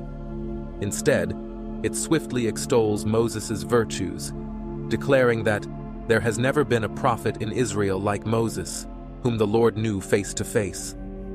This phrase encapsulates the unique relationship Moses shared with God, a relationship marked by direct communication, profound trust, and divine revelation. The theological significance of Moses' obscured burial and the absence of a known gravesite has been a subject of deep reflection. The mystery surrounding his tomb has fueled numerous speculations and theories. Some believe that the concealment of Moses' burial place was intended to prevent it from becoming a site of idolatry, ensuring that the focus remained on God's covenant rather than on the physical remains of a revered leader. Others see it as a symbol of the transition from the leadership of Moses to Joshua, emphasizing that the ultimate guide and leader of the Israelites was God himself. In light of recent revelations, the world is now abuzz with intrigue and fascination about the true nature of Moses' tomb. As more information comes to light, the legacy of Moses continues to inspire and captivate the hearts and minds of people around the globe. Moreover, I have heard the groaning of the Israelites, whom the Egyptians are enslaving, and I've remembered my covenant. Over the centuries, the unique circumstances of Moses' passing have starkly contrasted with the typical death narratives of other biblical figures. The mystery surrounding his final resting place has led to numerous interpretations, each offering insights into broader theological themes and teachings. One significant interpretation suggests that the hidden location of Moses' grave acts as a divine safeguard against potential idolatry. Given Moses' immense influence, leadership, and the miracles he performed, there was a real risk that the Israelites or future generations might venerate his burial site. Such veneration could detract from the central tenet of monotheistic worship, shifting reverence from God to Moses. By keeping Moses' gravesite a secret, God ensured that Moses' memory would be honored without crossing into undue veneration or worship. Another perspective focuses on Moses' unparalleled relationship with God. The fact that God himself buried Moses highlights the depth and uniqueness of their bond. This personal act by the divine underscores the narrative that Moses was more than just a prophet. He was a friend of God. His burial by God can be seen as the highest honor, a final act of divine intimacy reserved for someone who communicated with God face to face. The absence of a known gravesite further emphasizes the transcendent nature of Moses' relationship with the divine, placing it beyond human comprehension or ritual. Theological interpretations also explore the symbolism of Moses viewing the Promised Land without entering it. For some scholars, this represents the inherent incompleteness of the human condition, a reminder that even the greatest prophets remain imperfect in their earthly journey. Moses' view from Mount Nebo serves as a metaphor for humanity's perpetual striving toward divine promises, always visible but never fully attained. This perspective adds a layer of humility to Moses' legacy, portraying him as a model of devout service coupled with the acknowledgement of human limitations. In the broader context of salvation history, Moses' mysterious death acts as a bridge between two significant epochs, the Exodus and the conquest of Canaan. While Moses symbolizes the liberation from Egypt and the journey through the wilderness, Joshua represents the fulfillment of the promise, leading the Israelites into the Promised Land. Moses' hidden burial marks the end of one era and the beginning of a new chapter of divine fulfillment. Theologically, this transition underscores the continuum of God's plan, where individual roles, regardless of their significance, are woven into a larger divine narrative. The ongoing mystery surrounding the location of Moses' final resting place has naturally captivated historians, archaeologists, and biblical enthusiasts.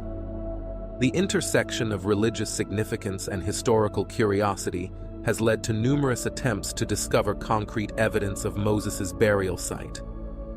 Despite the passion and dedication behind these efforts, the quest remains unresolved, leaving the enigma intact. From a historical perspective, the lack of contemporary records outside of biblical accounts complicates the verification of Moses' life events, especially the details of his burial. The Torah, while a fundamental religious text, is not always considered a primary historical source in the conventional sense. Its narratives, rich with theological and moral teachings, often lack the detailed geographical or temporal markers that historians and archaeologists seek. In this context, pinpointing the exact location of Mount Nebo, where Moses is believed to have died, presents a significant challenge. Although there is a traditionally recognized site in present-day Jordan venerated as Mount Nebo, definitive archaeological evidence linking this site to Moses has yet to be found. Numerous excavations and surveys in this region have not yielded tangible evidence directly associated with Moses. Another complicating factor is the protective stance of many religious communities regarding potential excavation sites. Locations believed to hold spiritual significance are often shielded from extensive archaeological exploration. This protective ethos, grounded in reverence and the desire to preserve sanctity, can limit the scope and depth of archaeological investigations. Additionally, the vast expanse of the region described in biblical accounts poses a daunting challenge. The area Moses traversed with the Israelites encompasses diverse terrains and landscapes, each presenting its own set of archaeological difficulties. Shifting sands, erosion, and millennia of human settlements further complicate the search for a site that has remained hidden for so long. The quest for Moses' burial site has been approached with a combination of scientific rigor and spiritual zeal. However, it's important to recognize that many of these efforts have been influenced by personal beliefs and preconceptions. Over the centuries, various explorers have claimed to find clues or markers indicating the proximity to Moses' grave. Yet, these claims, often based on anecdotal evidence or tenuous historical connections, have not withstood rigorous scholarly scrutiny. In the New Testament, the episode of the Transfiguration stands out as a mysterious and spiritually charged event within the narrative of Jesus' life and ministry. This moment not only highlights Jesus' significance within the Christian faith, but also reintroduces two monumental figures from Hebrew scriptures, Moses and Elijah. Their unexpected appearance alongside Jesus invites a deeper exploration of the intertwining of their legacies and the theological implications within the scene. The Transfiguration is detailed in the Synoptic Gospels of Matthew, Mark, and Luke. It describes Jesus ascending a high mountain with three of his disciples, Peter, James, and John. Upon reaching the summit, a dramatic transformation occurs. Jesus' face shines like the sun, and his clothes become dazzling white. Suddenly, Moses and Elijah appear beside him, engaged in conversation. Peter, witnessing this surreal scene, offers to erect 3 tents, one each for Jesus, Moses, and Elijah. Before any action can be taken, a luminous cloud envelops them, and a voice from the cloud proclaims, "This is my Son whom I love. With him I am well pleased. Listen to him." This profound event underscores the continuity of God's plan and the fulfillment of the law and the prophets through Jesus. Moses and Elijah, representing the law and the prophets respectively, appear to endorse Jesus as the culmination of their teachings and prophecies. The Transfiguration thus serves as a divine affirmation of Jesus' identity and mission, bridging the Old and New Testaments in a powerful and visually striking manner.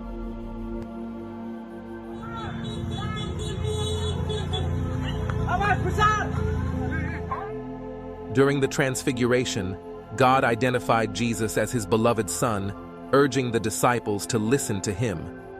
As the cloud dissipated, Jesus stood alone and instructed the disciples to keep the experience secret until after his resurrection. This episode is rich with symbolic meaning. Moses, representing the law, and Elijah, representing the prophets, are foundational figures in Hebrew tradition. Their presence with Jesus underscores his role as the fulfillment of both the law and the prophets, bridging the Mosaic legal tradition and the prophetic messages with the new covenant he was establishing. Moses' presence is particularly significant, given the mystery surrounding his death and God's direct involvement in his burial. Moses' reappearance during the Transfiguration can be interpreted in several ways. One view sees it as a confirmation of Moses' eternal life and his ascension to a divine realm after death instead of a conventional afterlife. Due to his unique relationship with God, Moses might have been granted a special place in the heavenly realms, enabling his return during this pivotal event. Elijah's presence adds another layer to this interpretation.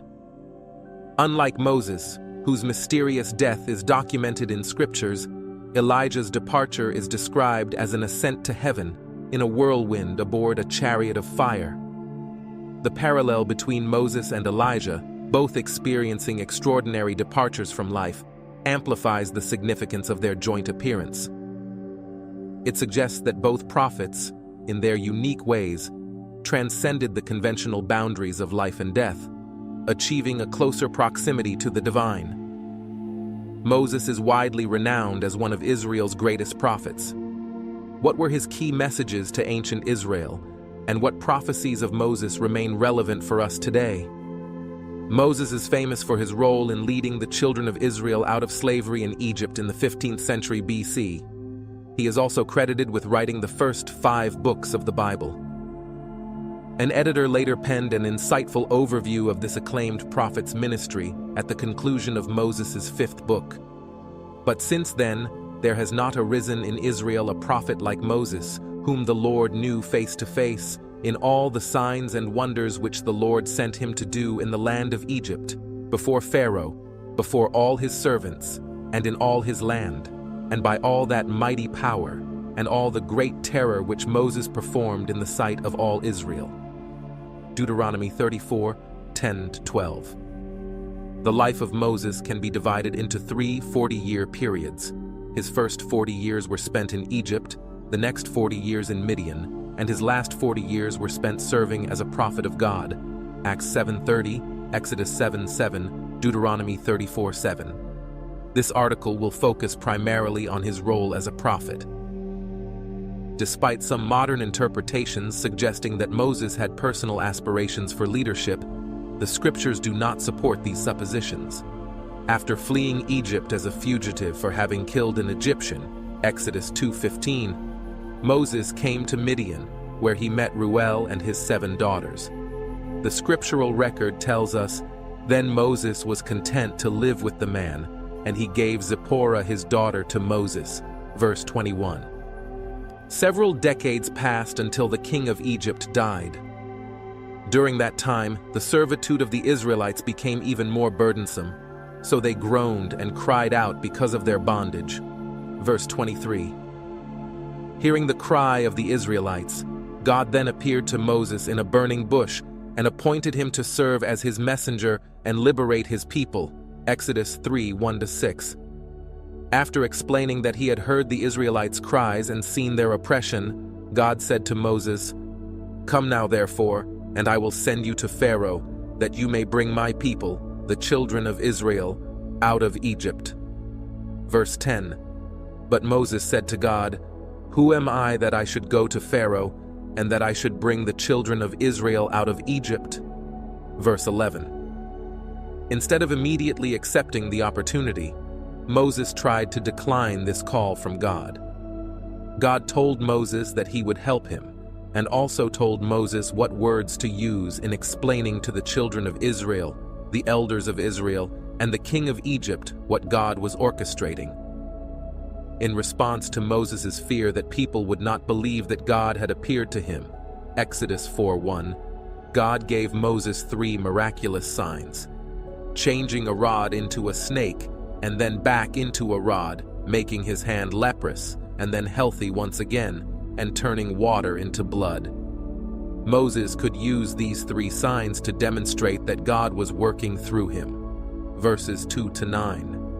Still not convinced, Moses told God, "O my Lord, I am not eloquent, neither before nor since you have spoken to your servant, but I am slow of speech and slow of tongue." Verse 10. Even though God told Moses, "Now therefore go, and I will be with your mouth and teach you what you shall say." Verse 12. Moses was still reluctant to accept God's call. Moses responded, "O my Lord, please send by the hand of whomever else you may send." Verse 13. Moses' continued reluctance angered God, yet God countered this worry by allowing Moses' brother Aaron to serve as his spokesman. Verses 14-16. This account of Moses' calling is consistent with how God operates. He chooses those he wishes to serve as his prophets, despite their initial reluctance. Moses' story is a testament to God's ability to use even the most hesitant individuals for his divine purposes.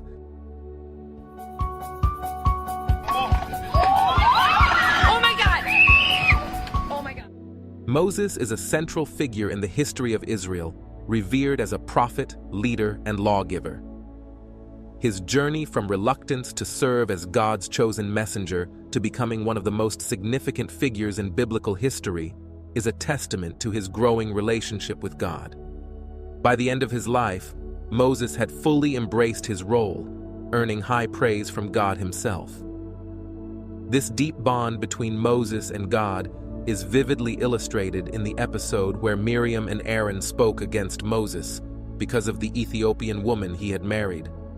God's response to their criticism highlights Moses' unique standing with him. In Numbers 12:6-8, God reveals his assessment of Moses, stating, "If there is a prophet among you, I, the Lord, make myself known to him in a vision. I speak to him in a dream. Not so with my servant Moses. He is faithful in all my house. I speak with him face to face, even plainly, and not in dark sayings. And he sees the form of the Lord. Why then were you not afraid to speak against my servant Moses? This passage underscores the exceptional nature of Moses' relationship with God, setting the stage for his roles as a leader, lawgiver, and prophet. Moses is widely recognized for his leadership role in the Exodus, where he led the Israelites out of Egyptian bondage. This story, detailed from Exodus 4 through Exodus 12, recounts the miraculous events that demonstrated God's power and validated Moses as his chosen prophet. Through Moses and Aaron, God performed numerous miracles, culminating in the 10 plagues that ultimately convinced Pharaoh to release the Israelites. However, it is crucial to understand that while Moses was the visible leader, it was God who delivered the Israelites from slavery. Moses and Aaron were merely the spokespeople through whom God communicated his will. As recorded in Exodus 5:1, Moses and Aaron told Pharaoh, "Thus says the Lord God of Israel, let my people go, that they may hold a feast to me in the wilderness." This statement emphasizes that the power and authority behind the deliverance of Israel were entirely God's. After the Israelites were freed, Moses continued to act under God's guidance. When he recounted the events to his father-in-law Jethro, he emphasized that it was the Lord who had delivered Israel, saying, "All that the Lord had done to Pharaoh and to the Egyptians for Israel's sake, all the hardship that had come upon them on the way, and how the Lord had delivered them." Exodus 18:8. Moses' leadership was marked by his unwavering faith in God and his consistent acknowledgement that it was God, not himself, who was the true deliverer of Israel. Moses is often referred to as the great lawgiver of the Old Testament, but it is essential to recognize that God was the actual lawgiver. Moses served as God's messenger, faithfully conveying his laws to the people of Israel. The most famous instance of this is when the Israelites gathered at the base of Mount Sinai to receive the 10 Commandments. The account in Exodus 21:2 begins with the words, "And God spoke all these words, saying, I am the Lord your God who brought you out of the land of Egypt, out of the house of bondage." The dramatic scene of thunder, lightning, trumpet sounds, and a smoking mountain as God delivered his commandments left the people in awe and fear. They were so overwhelmed by the experience that they pleaded with Moses, "You speak with us, and we will hear. But let not God speak with us, lest we die." Exodus 20:19. God honored their request, and from that point forward, he communicated his additional laws and instructions through Moses. This included not only the 10 Commandments, but also the statutes and judgments that would govern the life of the Israelite community.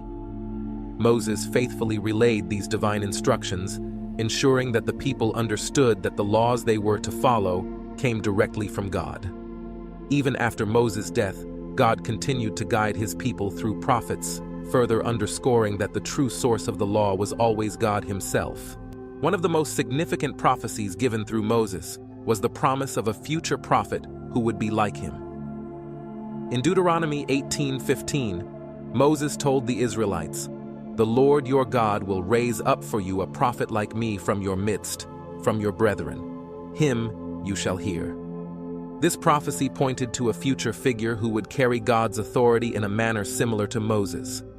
God further emphasized the importance of this future prophet, stating in Deuteronomy 18:19, "And it shall be that whoever will not hear my words, which he speaks in my name, I will require it of him." This prophecy was fulfilled in the person of Jesus Christ. During the Transfiguration, God spoke to Peter, James, and John, declaring, "This is my beloved Son, in whom I am well pleased. Hear him." Matthew 17:5. Jesus himself affirmed that he was the fulfillment of Moses' prophecy when he told the Jews, "You search the scriptures, for in them you think you have eternal life. And these are they which testify of me." John 5:39. He further stated, "Do not think that I shall accuse you to the Father. There is one who accuses you, Moses, in whom you trust. For if you believed Moses, you would believe me, for he wrote about me. John 5:45-47. The people of the first century recognized Jesus as the prophet Moses had foretold. After Jesus miraculously fed a multitude with only 5 barley loaves and 2 small fish, the people exclaimed, "This is truly the prophet who is to come into the world." John 6:14. This acknowledgement continued after Jesus spoke about the Holy Spirit on the last day of the Feast of Tabernacles, further confirming his role as the promised prophet. John 7:37-44. Following his crucifixion and resurrection, the apostles, particularly Peter, testified that Jesus was indeed the fulfillment of the prophecy given by Moses. Peter's message on the day of Pentecost included a direct reference to this prophecy, Acts 3:22-26. Blessings and cursings. Moses also delivered a profound prophecy known as the blessings and cursings, found in Leviticus 26 and Deuteronomy 28. These passages outline the consequences of Israel's obedience or disobedience to God's laws. God promised blessings for obedience, including prosperity, peace, and divine protection. Conversely, he warned of severe curses for disobedience, such as famine, defeat by enemies, and exile. History records that Israel suffered many of these curses when they strayed from God's commands, as predicted by Moses. The scattering of the Israelites among the nations is one such fulfillment of these prophecies. Deuteronomy 28:49-51, 64, Leviticus 26-33. Despite these severe warnings, God also promised that he would not utterly destroy the Israelites even if they turned away from him. Leviticus 26:44 assures that God's covenant with Israel would endure, and many see the modern state of Israel as a fulfillment of this promise. However, it is important to note that the current state of Israel represents only one of the 12 tribes, specifically the tribe of Judah. Christians today live under the new covenant, which offers a broader spiritual promise, but the lessons of obedience and disobedience from Moses' prophecies remain relevant. In summary, Moses' life and ministry as a prophet, leader, and lawgiver were marked by his close relationship with God and his faithful service in delivering God's messages to Israel. His prophecies, especially those concerning the coming of Christ and the blessings and cursings, continue to resonate throughout biblical history and into the present day. Moses' legacy is one of obedience, faith, and unwavering dedication to the will of God. Okay, let's look at this first. And we see this location of the shot points where we made the noise. And this is a higher resolution image of the structure. And what is important here to see is that some of the reflection comes from the structure which is buried by sediment. Here we have the tomb. The tomb of Moses. Yes, here. Up, please.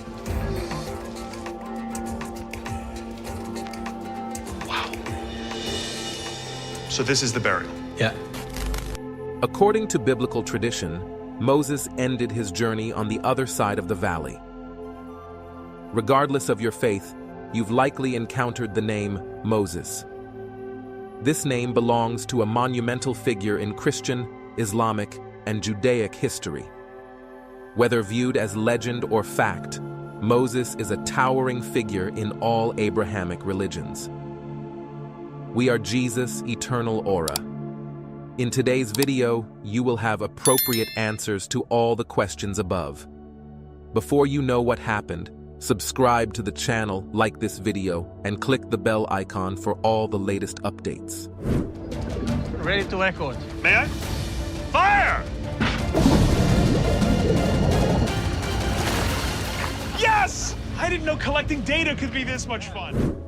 According to many biblical accounts, when Moses died, his burial site was hidden and remains unknown to this day. However, it seems this is no longer the case, as renowned modern-day explorer Josh Gates has claimed to have found this secret tomb. Gates describes the site as resembling a cairn, an artificial stone mound covering a tomb underneath. But that's not all. Gates claims not only to have found Moses' secret tomb, but also something terrifying inside it. What did he find? And why is it causing such a stir in religious communities worldwide? Prepare yourself, because what we're about to reveal might just blow your mind. Moses' life and the discovery of his burial site have captivated people for centuries. Known as the great prophet who led the Israelites out of Egyptian bondage, Moses has been the subject of countless texts, stories, and debates. Despite the extensive records of his achievements, one aspect of Moses' story has remained a mystery: his final resting place. Like the true explorer that he is, Josh Gates decided to embark on a mission to discover this mysterious resting place, believed to be Mount Nebo. But before we delve into what Josh found, let's take a brief look at Moses' life and why his burial site is so important. Moses is one of the most significant figures in the history of religion, particularly in Judaism, Christianity, and Islam. His story is primarily told in the Hebrew Bible, in the books of Exodus, Leviticus, Numbers, and Deuteronomy. Moses is revered as a prophet, leader, and lawgiver, and his life and actions have greatly influenced many people and cultures. Moses was born in Egypt when the Israelites, also known as Hebrews, were enslaved. This was around the late 14th century BCE, probably around 1391 BCE. At that time, the Pharaoh had ordered that all newborn Hebrew boys be killed to control the Israelite population. To save her baby, Moses' mother, Yocheved, placed him in a basket and set it afloat on the Nile River. His sister Miriam watched over him as he floated away. The Pharaoh's daughter found the basket and decided to raise Moses as her own son, naming him Moses, which means drawn out of the water. Moses grew up in the royal palace, enjoying the benefits and education of an Egyptian prince, but he always knew he was a Hebrew. When he was about 40 years old, he saw an Egyptian beating a Hebrew slave. Moses was so enraged that he killed the Egyptian and hid the body in the sand. When the Pharaoh found out, Moses had to flee Egypt to save his life. Moses ran away to the land of Midian in the northwest Arabian Peninsula. There, he met Jethro, a priest, and married his daughter Zipporah. Moses became a shepherd, taking care of Jethro's sheep. He lived in Midian for about 40 years until he was around 80 years old. One day, while Moses was tending the sheep on Mount Horeb, also known as Mount Sinai, he saw a bush that was on fire but did not burn up. God spoke to Moses from the bush and told him to go back to Egypt to free the Israelites from slavery. God gave Moses special powers to show the Pharaoh and the Israelites that he had sent him. Moses returned to Egypt with his brother Aaron, who helped him speak to the Pharaoh. They asked the Pharaoh to let the Israelites go free. When the Pharaoh refused, God sent 10 terrible plagues to Egypt. These plagues included turning the Nile River into blood, swarms of frogs, gnats, and flies, diseases that killed animals, boils, hailstorms, locusts, darkness, and finally, the death of the firstborn sons of Egypt. To protect their own children, the Israelites marked their doors with lamb's blood, a tradition that became known as Passover. The last plague, which killed the Pharaoh's own son, convinced him to let the Israelites go. This happened around 1250 BCE. Moses then led the Israelites out of Egypt in what is called the Exodus, heading towards the promised land of Canaan. As the Israelites fled, the Pharaoh changed his mind and sent his army to catch them. The Israelites were trapped between the Red Sea and the Egyptian army. God told Moses to stretch out his hand over the sea, and the waters parted, creating a dry path for the Israelites to cross. Once they were safely across, the waters returned, drowning the Egyptian army. After escaping from Egypt, Moses led the Israelites through the desert. They camped at Mount Sinai, where God gave Moses the 10 Commandments. These were a set of laws written on stone tablets, including rules like honoring parents, not killing, not stealing, and not lying. These commandments became the foundation of Jewish law and ethics. The Israelites spent 40 years wandering in the desert because they disobeyed God and did not trust Him. During this time, God provided them with manna, a special food that appeared on the ground each morning. Moses also struck a rock to bring water when the people were thirsty. Moses led the people, settled disputes, and taught them God's laws. He also set up a special tent called the tabernacle, where they could worship God. According to information from the Bible, near the end of the 40 years of wandering, Moses climbed Mount Nebo, from where he was allowed to see the Promised Land, but not enter it. It was on Mount Nebo that Moses died, and God Himself buried him in an undisclosed location. This secret burial has been a topic of speculation and mystery for centuries.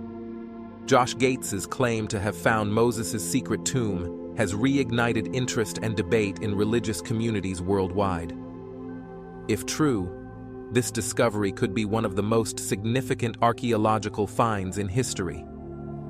Gates's description of the tomb as an artificial stone mound, or cairn, adds an intriguing element to the story. What did he find inside the tomb, and why is it causing such a stir? According to Gates, the discovery inside the tomb is something terrifying, but the details of this finding remain shrouded in mystery. The potential implications of such a discovery are enormous, raising questions about the historical accuracy of biblical accounts and the nature of Moses' final resting place. Moses' life and the mystery of his burial site continue to captivate people across the world. The claims made by Josh Gates have added a new chapter to this age-old story, sparking curiosity and debate among scholars, religious leaders, and believers alike. Whether or not Gates's findings will be verified remains to be seen, but the journey to uncover the secrets of Moses' final resting place is a testament to the enduring power of his legacy. Josh Gates and his team embarked on an ambitious quest to uncover the final resting place of Moses, a figure whose burial site has intrigued scholars and believers for centuries. The traditional belief holds that Moses died on Mount Nebo, where he was said to have been shown the Promised Land from afar. According to the Bible, Moses was buried in a secret location by God Himself, and this event is estimated to have occurred around 1271 BCE. However, recent clues suggested by Gates's exploration indicate a different possibility, drawing attention to the area around the Sea of Galilee. The Sea of Galilee, located in northern Israel, is the country's largest freshwater lake and holds significant historical and religious importance.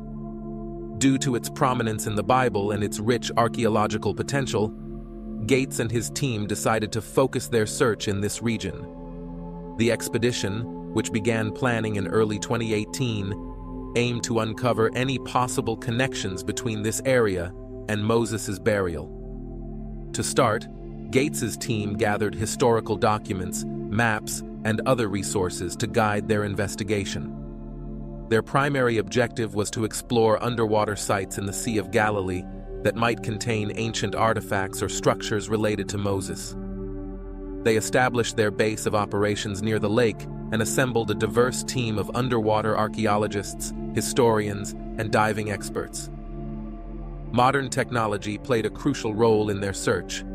Satellite imagery was one of the key tools used to analyze geographical features and terrain that might correspond with descriptions from ancient texts.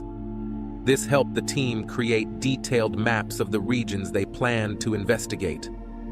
Ground-penetrating radar, GPR, was another significant tool. GPR uses radar pulses to image the subsurface by sending radio waves into the ground. When these waves hit an object, they bounce back and are captured to reveal buried structures, chambers, or anomalies without the need for excavation. In addition to GPR, the team employed drones equipped with high-resolution cameras. These drones provided aerial views of the landscape, helping to identify unusual features or structures not visible from the ground. They also allowed access to difficult-to-reach areas, such as cliffs and steep terrain. 3D scanning technology was used to create detailed three-dimensional models of any significant finds, which helped document and analyze structures and artifacts with precision. This technology also facilitated the sharing of findings with experts and the public, offering a clearer view of the discoveries. The team's underwater exploration began with scanning the lakebed for unusual formations. In October 2018, they discovered a significant submerged structure, a circular stone monument, approximately 230 feet in diameter and 32 feet high. This structure, known as a K, was made of large basalt rocks arranged in a circular pattern. Such structures are often associated with ancient burial practices, which led Gates and his team to hypothesize that this might be connected to Moses or could provide clues about his final resting place. The examination of the site involved carefully removing silt and sediment to reveal more of the structure. This meticulous process took several weeks and required great care to avoid damaging the ancient stones. The team used traditional archaeological tools, including shovels, trowels, brushes, and sieves, to dig through the soil and uncover artifacts, inscriptions, or structural remnants that could shed light on Moses' burial. Among the artifacts uncovered were pottery shards and tools, which suggested that the site could be thousands of years old. Carbon dating of some artifacts indicated that they dated back to around the time Moses is believed to have lived, roughly 3,200 years ago. Despite these promising signs, there was no direct evidence linking the structure specifically to Moses. The team faced several challenges during their search. Poor visibility underwater, strong currents, and the depth of the lake made their work difficult. They also had to contend with the challenge of distinguishing between significant findings and those that were not relevant to their search. To further understand the significance of the submerged K, Gates and his team consulted experts in ancient history and archaeology. They examined the pottery and tools found at the site to determine their age and origin. Additionally, they researched ancient texts and local legends for any mentions of submerged cities or monuments, though nothing specifically pointed to Moses.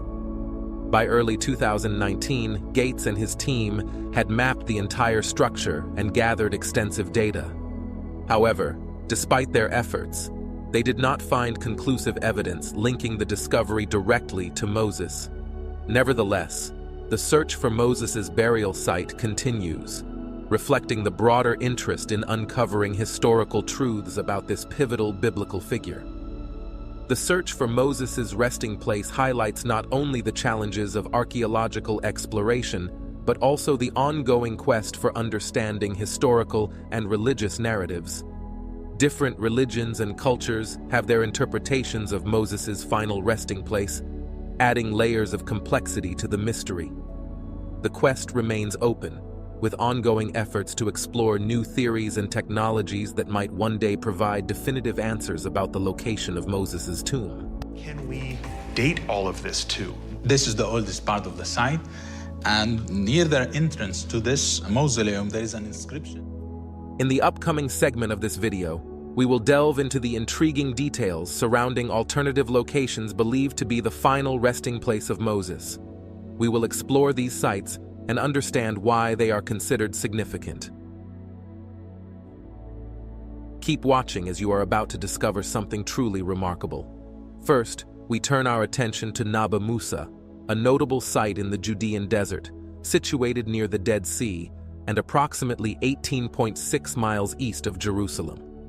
This site holds great importance in Islam, where it is revered as the burial place of Moses, known in Arabic as Musa.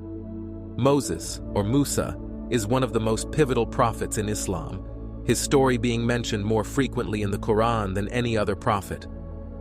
His life and mission are central to Islamic teachings, symbolizing faith, perseverance, and divine guidance. Muslims believe that Moses led the Israelites out of Egypt and received the Torah from God. His narrative underscores the significance of following God's commandments and maintaining strong faith. The Nabi Musa site has a rich history and has been a focal point of pilgrimage for centuries. Its association with Moses dates back to the medieval Islamic period, specifically around 1269 AD during the Mamluk Sultanate. The Sultan Baybars, a prominent Mamluk ruler, initiated the construction of a shrine and mosque at Nabi Musa. His aim was to establish a major religious site for Muslims to honor Moses, who holds a revered status in Islam. One of the most notable events at Nabi Musa is the annual pilgrimage known as the Nabi Musa Festival. This event has been celebrated for many centuries and is traditionally linked to the Muslim celebration of Laylat al-Mi'raj. Laylat al-Mi'raj commemorates the Prophet Muhammad's miraculous night journey and ascent to heaven.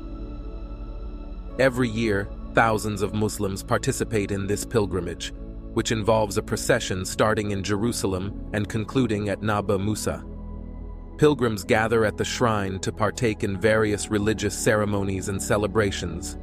The Nabi Musa complex includes several key structures, such as a mosque, a shrine, and accommodations for pilgrims. The architecture of the site reflects the Islamic styles prevalent during the medieval period. Over the years, the complex has been expanded and renovated by various Islamic authorities to preserve its religious and cultural heritage. The mosque is used for daily prayers, while the shrine is considered the focal point, where it is believed that Moses is buried. Nabi Musa is more than just a historical landmark. It holds deep religious significance. Muslims visit the site to pray, seek blessings, and connect with their faith. The annual pilgrimage to Nabi Musa underscores the site's continued importance in the Islamic world, providing a time for communal gathering, reflection, and celebration. The site has been meticulously maintained and improved to accommodate the growing number of pilgrims each year. These efforts ensure that Nabi Musa remains a vital place of religious significance and cultural heritage. Nabi Musa is a cultural landmark as well as a religious site. It symbolizes the rich history and traditions of the Islamic world.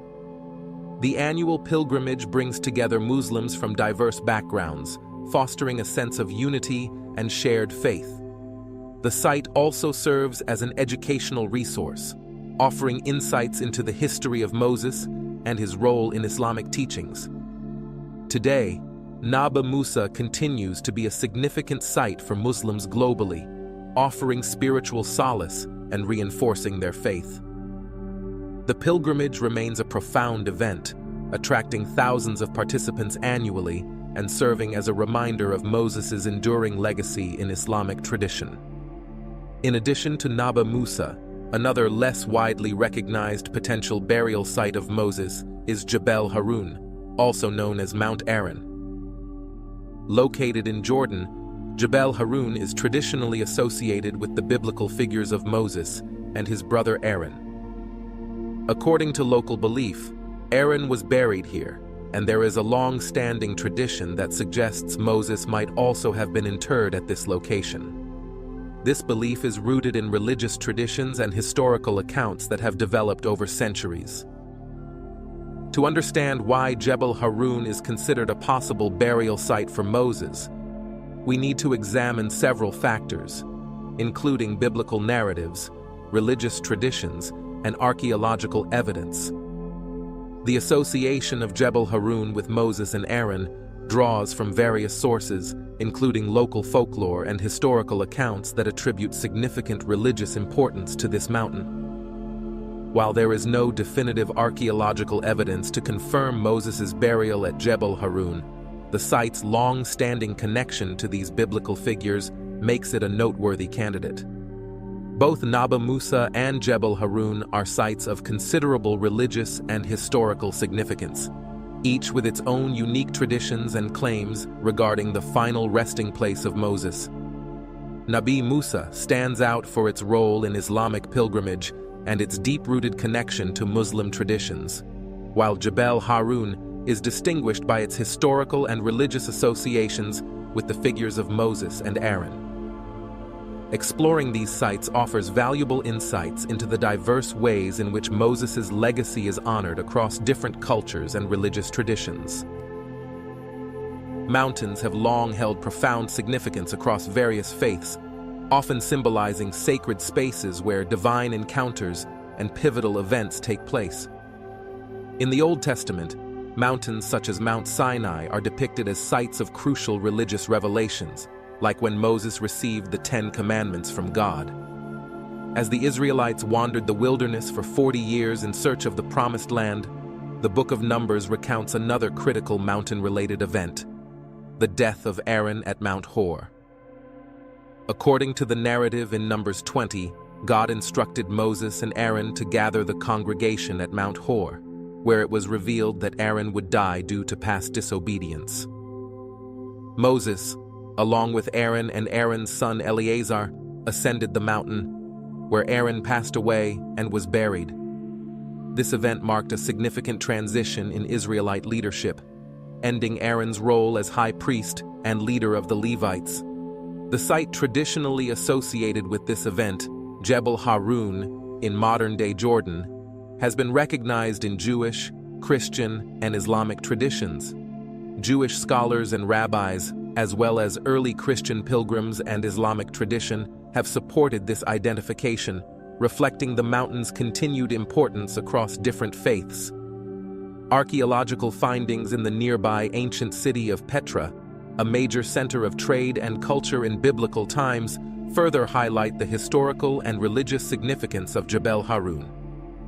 Despite the lack of direct evidence linking Jebel Harun to Moses' burial, the mountain's prominence in historical and religious contexts remains clear. Pilgrimages to Jebel Harun continue, underscoring its lasting significance as a sacred site.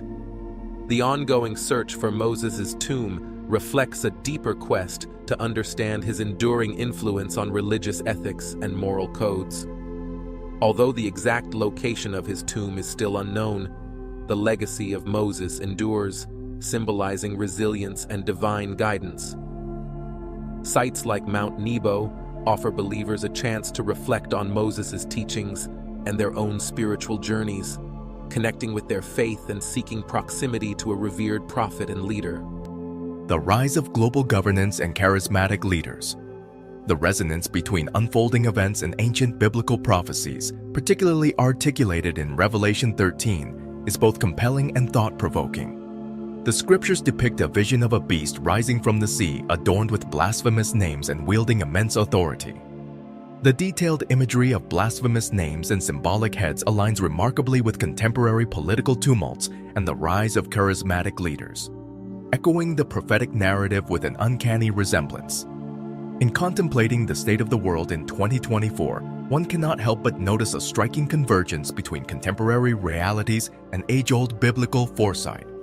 Notably, a development aligning with biblical predictions is the growing wave of political instability across nations.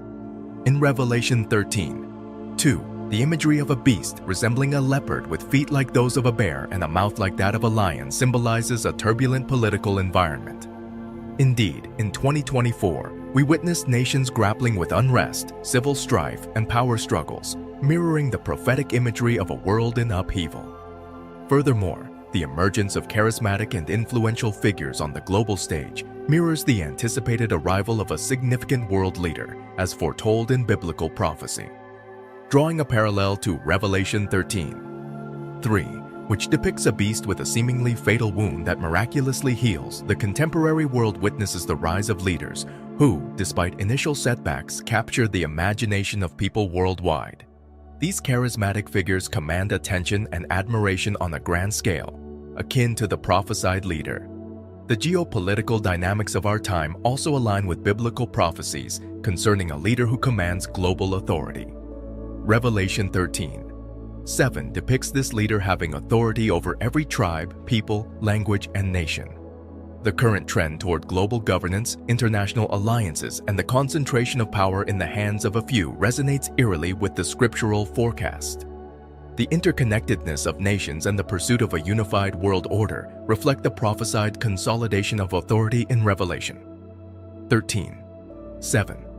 Examining the present through the lens of Revelation 13:5-7, we find a clear depiction of a time when authority is given to a figure to act for a specified period, The temporal nature of this authority raises questions about the transient nature of current power structures and their alignment with biblical prophecy. In summary, the echoes of Revelation resonate with the chaos unfolding on the global stage in 2024, prompting profound contemplation about the potential roles these individuals might play in the ongoing narrative of our time. The enduring relevance of ancient scriptures in interpreting our present reality is evident, emphasizing the need to heed the wisdom they offer as we navigate the complexities of our world. For the first time in centuries, researchers have uncovered what's believed to be Jesus' tomb. Workmen uncovering the marble slab over the tomb. The historian Eusebius said he did it to cover the tomb where Jesus was buried. Over 2,000 years ago, Jesus Christ's life and death profoundly impacted the world. But what if I told you that scientists recently decided to explore his tomb? And guess what? They found it. What they discovered inside is nothing short of astonishing and has the potential to change the course of history as we know it. Let's uncover the incredible relics found inside Jesus' tomb. You won't want to miss this. We are Jesus' eternal aura. In today's video, you will have appropriate answers to all the questions above. Before you know what happened, subscribe to the channel, like this video, and click the bell icon for all the latest updates. Researchers have uncovered what's believed to be Jesus' tomb inside the Church of the Holy Sepulchre. Jesus Christ's tomb. Without his life, death, and resurrection, Christianity as we know it wouldn't exist. While our knowledge of Jesus primarily comes from the scriptures, archaeologists have been on a quest to uncover the true location of his tomb. According to the Bible, Jesus was buried in a rock-cut tomb following his crucifixion and amazed his followers by rising from the dead 3 days later. This incredible event is central to Christian belief, but where exactly is this tomb? For centuries, this question has fascinated biblical scholars and historians. Could it be the Talpiot tomb in Jerusalem, the Garden tomb, or perhaps a burial site in distant locations like Japan or India? Most experts agree that the Church of the Holy Sepulchre in Jerusalem's Old City is the most likely location. This church, believed to date back to the 4th century, was identified as the site of Jesus' tomb by Emperor Constantine's representatives in 325 AD. Beneath a Roman temple built by Emperor Hadrian, they discovered a limestone cave with a burial bed, fitting the biblical description of Jesus' tomb. Despite this widely held belief, it's challenging to confirm with absolute certainty that Jesus was buried there. Early Christians faced persecution and were forced to flee Jerusalem, making it difficult to preserve his grave. Over the years, other potential tombs have been suggested. Some believe the Garden tomb in Jerusalem, unearthed in 1867, could be the site, while others consider the Talpiot tomb, discovered in 1980, a candidate. However, many scholars argue that these locations lack the historical weight of the Church of the Holy Sepulchre. In 2016, the Church of the Holy Sepulchre was unsealed for the first time in centuries. The church has endured numerous challenges over the centuries. Sacked by Persians in the 7th century, destroyed by Muslims in the 11th century, and burned down in the 19th century. Yet it has always been rebuilt by devoted Christians. To prevent visitors from taking pieces of stone, the tomb was sealed with marble cladding around 1555. When Israeli authorities deemed the building unsafe in 2016, Greek Orthodox, Armenian Orthodox, and Roman Catholic entities overseeing the church agreed to repairs. Specialists from the National Technical University of Athens undertook the restoration, carefully removing damaged mortar, repairing masonry, and reinforcing the structure. During their work, they also decided to open the tomb. It was a delicate process, given the tomb's significance to Christianity and other religions. After moving the marble cladding and a second slab carved with a cross, they accessed the limestone cave beneath. For 60 hours, the team collected samples, took rare photographs, and reinforced the tomb's walls. The tomb, plain and unadorned, was revealed to the public after 9 months and $3 million of work. with a small marble window allowing pilgrims to see the limestone rock beneath. This incredible discovery raises further questions. According to John 20:6-7, when Simon Peter entered the tomb, he saw the linen cloths that had wrapped Jesus, with the head cloth separate from the rest. This leads us to the Shroud of Turin, a piece of linen that many believe could be the very cloth mentioned in the Bible. What mysteries does this ancient relic hold?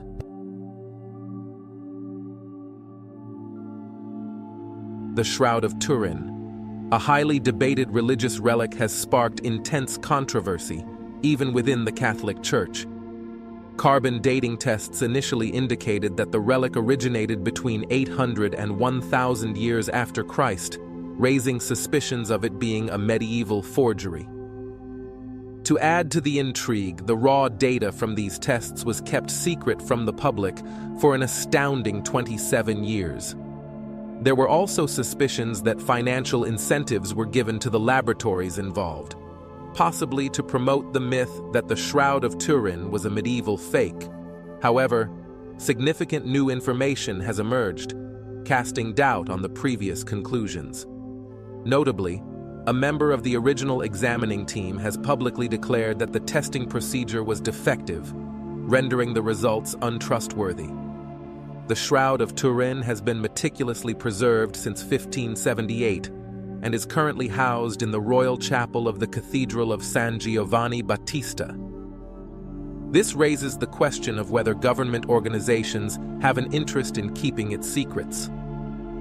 The shroud is quite large, measuring 4.3 meters in length and 1.1 meters in width, with its surface displaying faint brownish images that add to its mystery.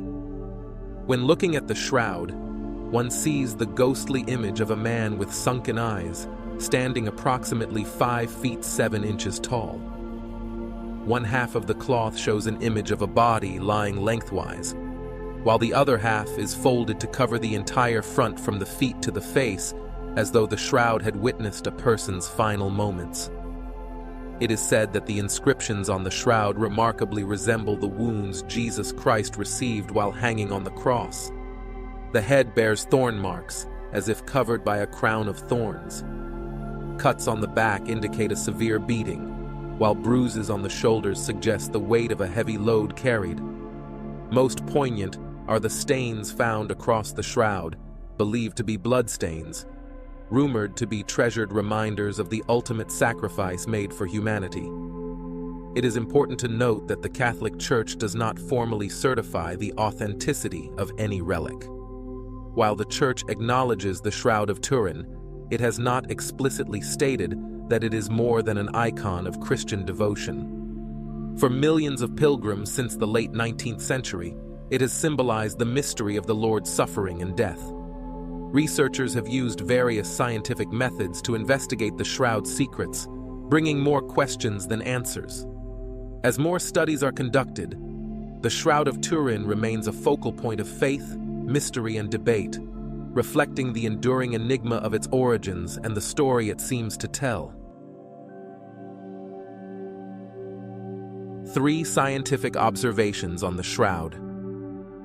In 1898, scientists observed something astonishing about the Shroud of Turin. The images on it resembled photographic negatives more than actual photographs. This discovery ignited intense curiosity and debate about the shroud's authenticity. To resolve these disputes definitively, the Vatican decided in 1988 to allow carbon dating of the shroud.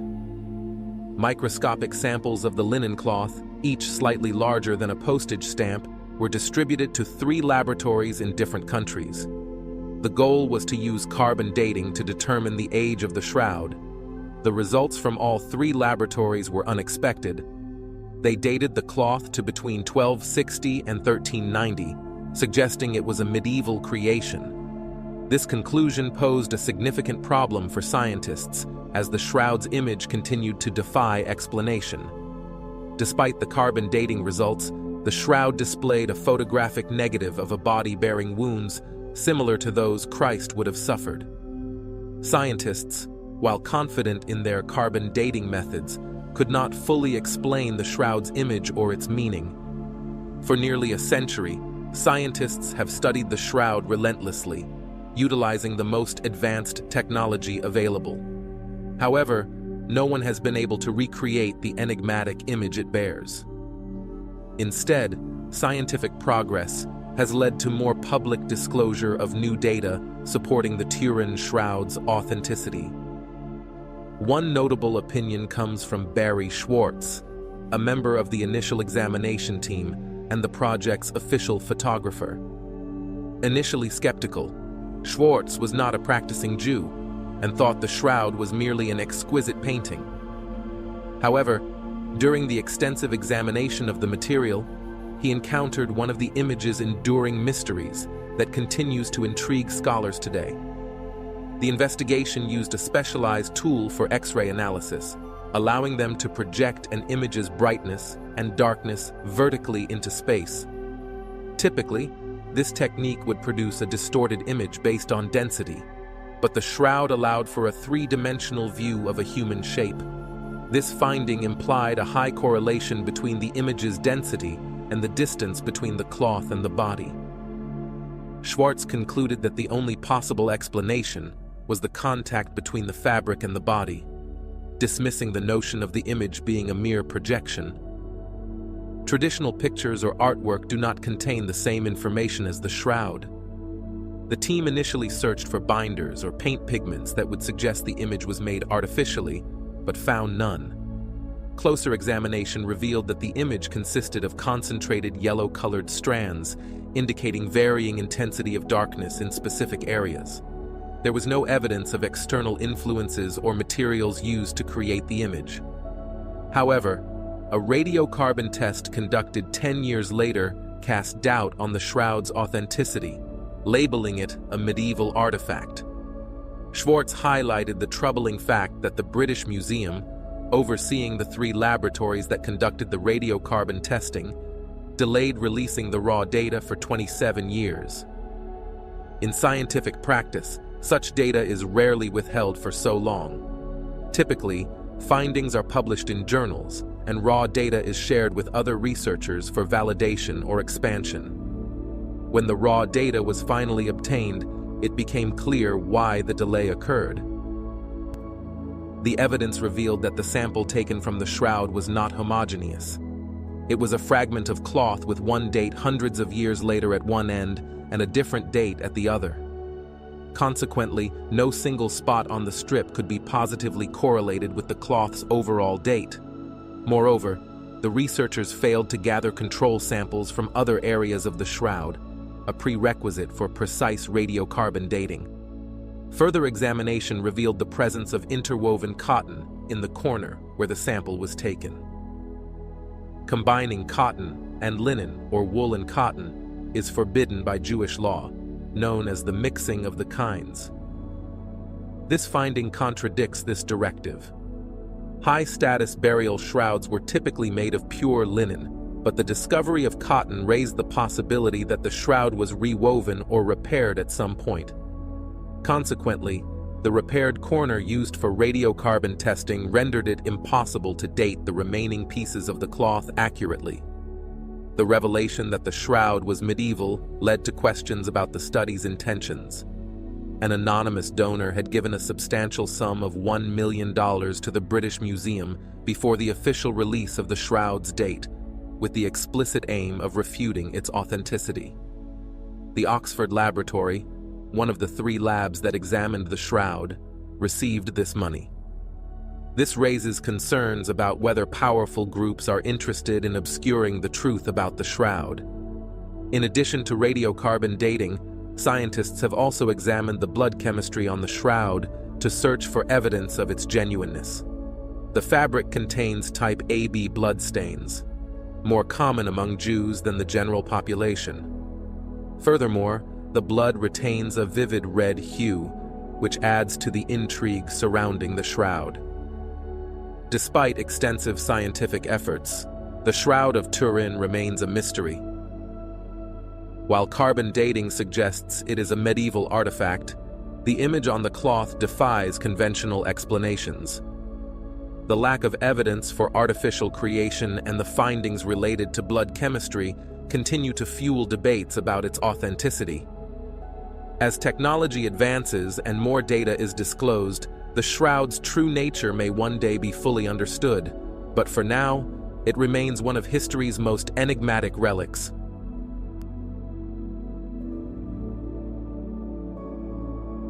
The Shroud of Turin is an unparalleled depiction of Jesus' extreme suffering to save humanity. While some may dismiss it as a fabrication, it transforms from mere fabric to an enduring representation of faith that uplifts spirits and elevates feelings everywhere.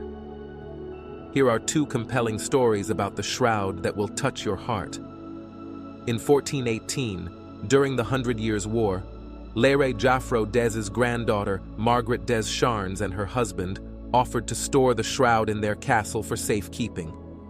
Her husband wrote a receipt for the exchange, acknowledging that the cloth was not Jesus' authentic burial shroud and promising to return it when it was safe.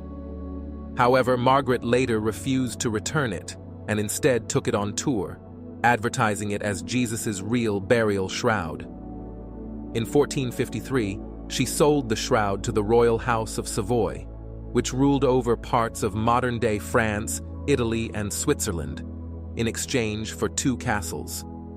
As punishment for selling the shroud, Margaret received excommunication. In 1502, the House of Savoy placed the shroud in the Sainte-Chapelle in Chambéry, now part of France. In 1532, a fire broke out in the chapel, melting part of the silver container protecting the shroud. The silver fell onto the shroud, burning through it. The burn marks and water stains from extinguishing the fire are still visible today.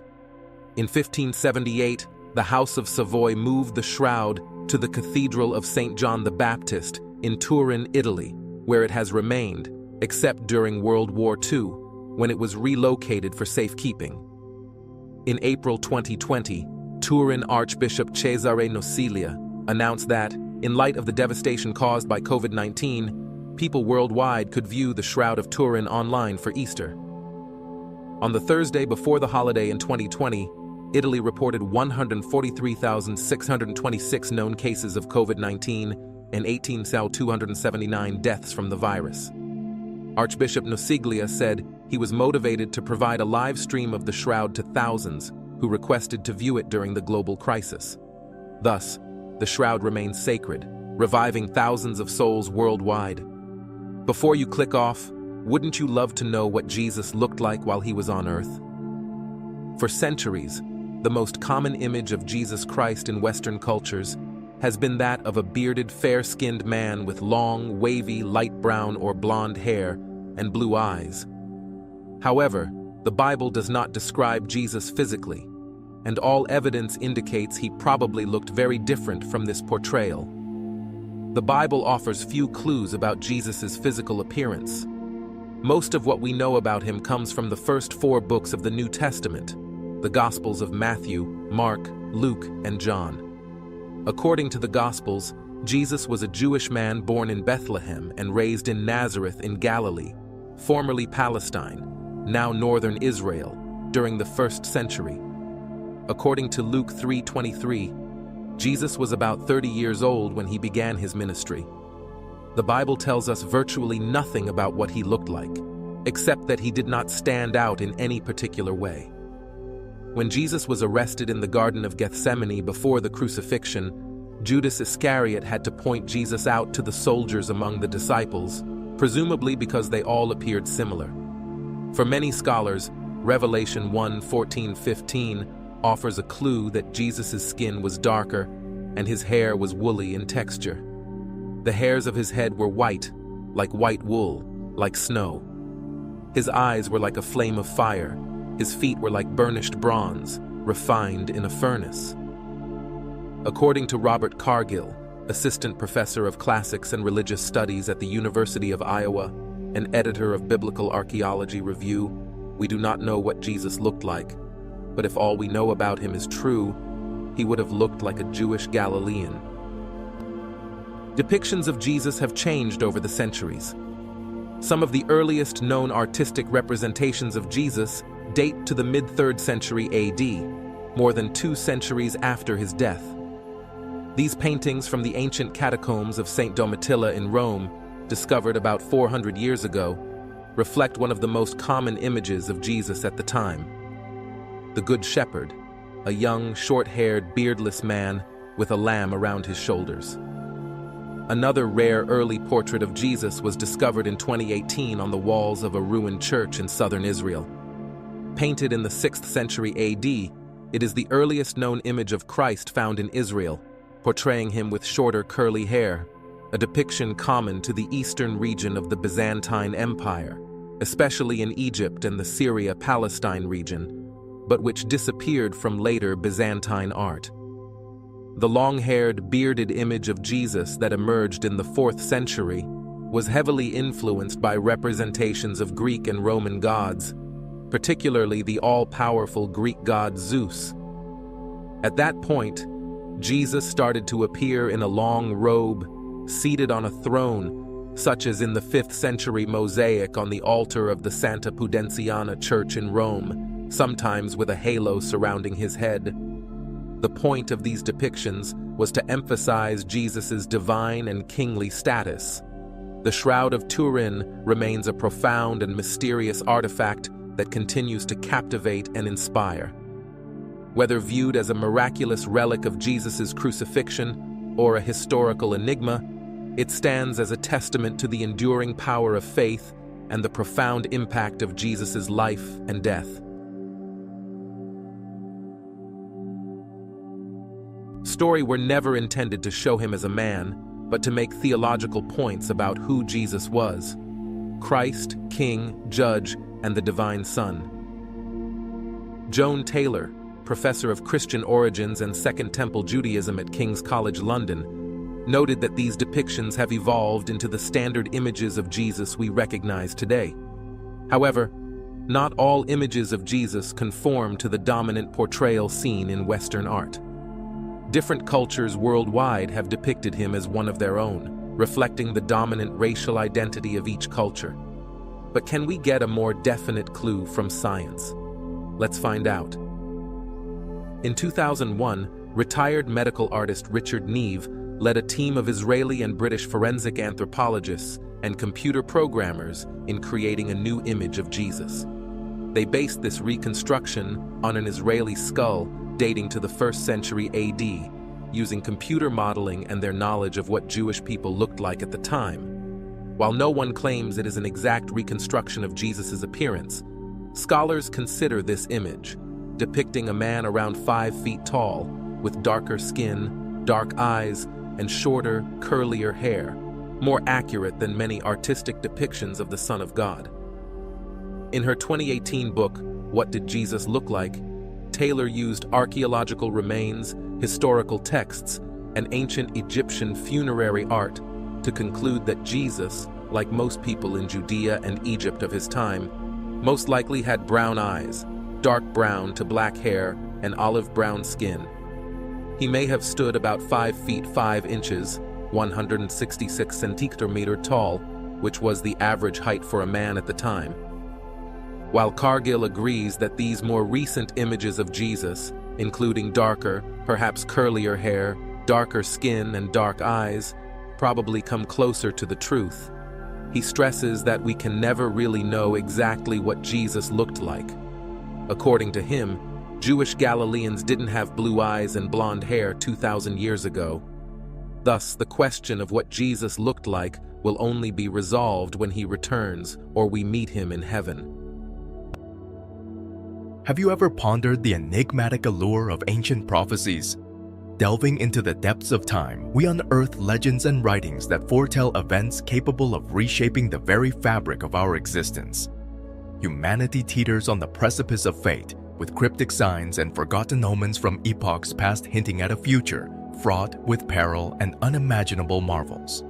Prepare yourself, for what lies ahead is bound to challenge your perception of reality and send shivers down your spine. Brace for the imminent fulfillment of 10 prophecies that are poised to alter the course of history forever.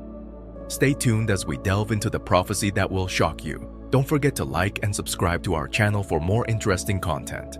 Number 15. the last pope. In the annals of history, the prophecy of St. Malachi stands as a cryptic testament to the enigmatic visions of the Archbishop of Armagh, who traversed the ancient streets of Rome in the 12th century. Amidst his journeys, whispers of a peculiar revelation began to surface, one that foretold the destiny of future pontiffs through a series of terse Latin phrases. Intriguingly, it wasn't until centuries after St. Malachi's passing that these prophecies came to light, shrouded in mystery and imbued with an aura of prophetic significance.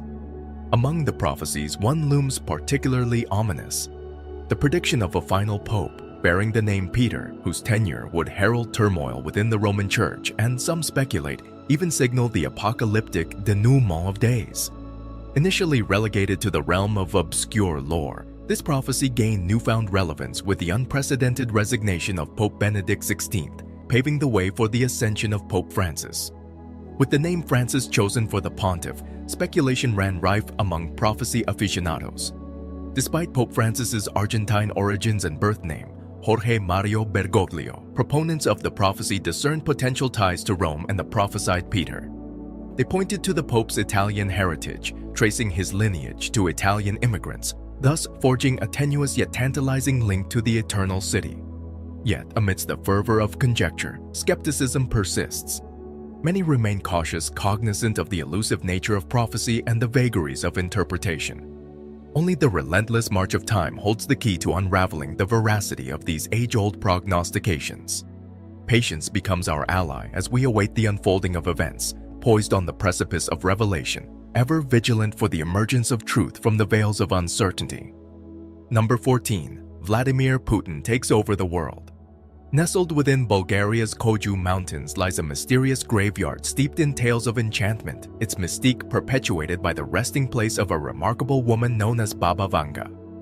Despite being blind since childhood, Baba Vanga possessed extraordinary powers as a mystic and seer, leaving an indelible mark on history with her startling predictions.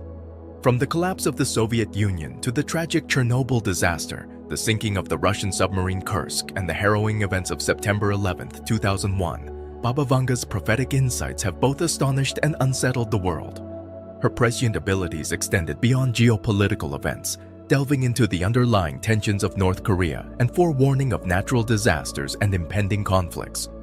Rumors of her psychic prowess spread far and wide, with intimates recalling her anticipation of the Russian-Ukrainian conflict and her bold proclamation of Vladimir Putin's ascension to global dominance, envisioning him as an unstoppable force akin to a monarch ruling over a resurgent Russia.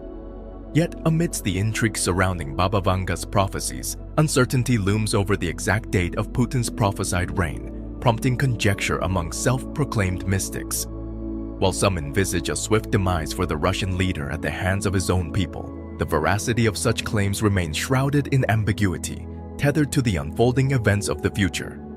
Baba Vanga's legacy is not confined to geopolitical foretelling. She ominously predicted the specter of another global conflict akin to World War II, exacerbated by the proliferation of nuclear weapons. Her chilling prophecy serves as a poignant reminder of humanity's fragile existence, compelling us to redouble our efforts in pursuit of peace and avert the cataclysmic consequences of warfare on a global scale.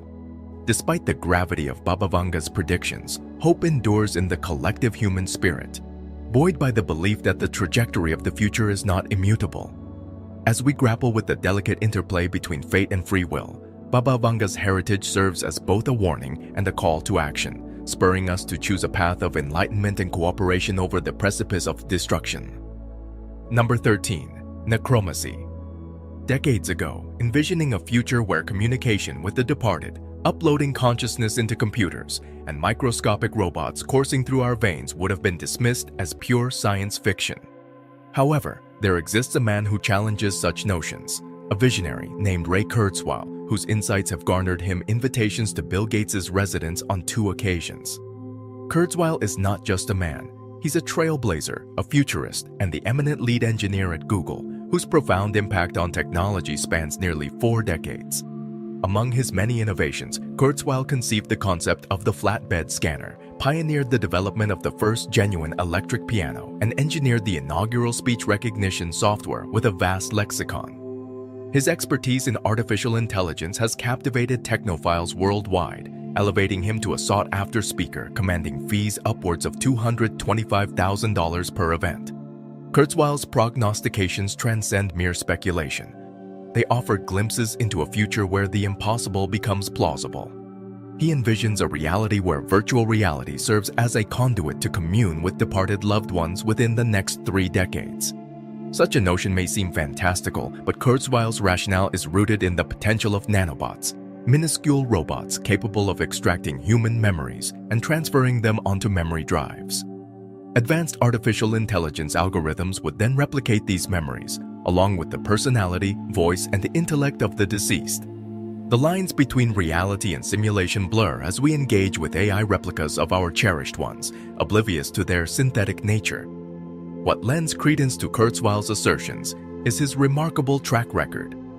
He boasts an accuracy rate of approximately 90% with past predictions, imbuing his forecasts with a sense of credibility. Kurzweil's vision transcends mere technological advancement. It heralds a paradigm shift in our understanding of life, death, and interpersonal relationships. The prospect of conversing with departed loved ones through technological means opens avenues for coping with grief, fostering healing, and perpetuating a sense of continuity amidst loss. In Kurzweil's dreams lies the potential to redefine the very essence of existence, offering solace in the face of mortality and reshaping our perception of the human experience. As we navigate the uncharted territories of tomorrow, Kurzweil's insights serve as beacons guiding humanity toward a future where the boundaries between the tangible and the ethereal dissolve, and the essence of what it means to be alive takes on a new, transcendent form. Number 12. Cannibalism on Earth. In his prophetic visions for 2023, Nostradamus forewarned of a potential breakdown in the global food supply chain, attributing this peril to various catalysts such as pandemics, warfare, or climate upheaval. Intriguingly, his predictions allude to the specter of cannibalism, sparking speculation among scholars of prophecy regarding its possible manifestations. Some interpret Nostradamus's cryptic references as allusions to the ongoing conflict in Ukraine. Putin's stringent measures to restrict grain exports from the region have precipitated a sharp escalation in food prices, exacerbating the plight of the populace. While reports of cannibalism have yet to surface in Ukraine, the intensification of hostilities could portend darker days ahead. Alternatively, others contend that Nostradamus's prophecies may be pertinent to the Horn of Africa, a region besieged by a protracted drought spanning 4 decades. This ecological crisis, coupled with political instability, has triggered a surge in food prices and left a staggering 3/4 of the population grappling with hunger.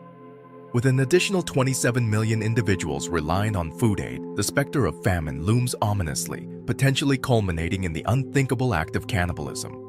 Contemplating the prospect of cannibalism evokes profound unease, yet it serves as a stark reminder of the dire consequences that may arise from the convergence of societal upheaval and environmental distress. While these conjectures stem from the enigmatic verses of Nostradamus, they underscore the imperative of vigilance and proactive measures to mitigate the looming humanitarian crises. As we navigate the uncertainties of the future, it is incumbent upon us to heed the lessons of history and cultivate compassion and solidarity in the face of adversity. Number 11. Telepathy and the connection of brains. In the ever-evolving landscape of internet communication, the allure of chat-based interactions continues to captivate users. Despite the burgeoning popularity of text-based exchanges, there remains an inherent preference for verbal dialogue, rooted in the belief that modulation of speech enhances the conveyance of ideas. However, an intriguing forecast posited by British futurist Ian Pearson challenges this notion, inviting us to contemplate a future where communication transcends the confines of spoken language. Before delving into Pearson's bold prediction, it's pertinent to explore his track record of foresight. With an accuracy rate of approximately 85%, Pearson has earned acclaim for his prescient insights, accurately foreseeing the rise of smartwatches and music subscription services decades ago. Yet perhaps his most audacious prognostication emerged 6 years prior, when he envisioned a paradigm shift in human interaction propelled by the advent of neurotechnology. According to Pearson's forecast, by the year 2050, advances in neurotechnology will facilitate communication through the power of thought alone.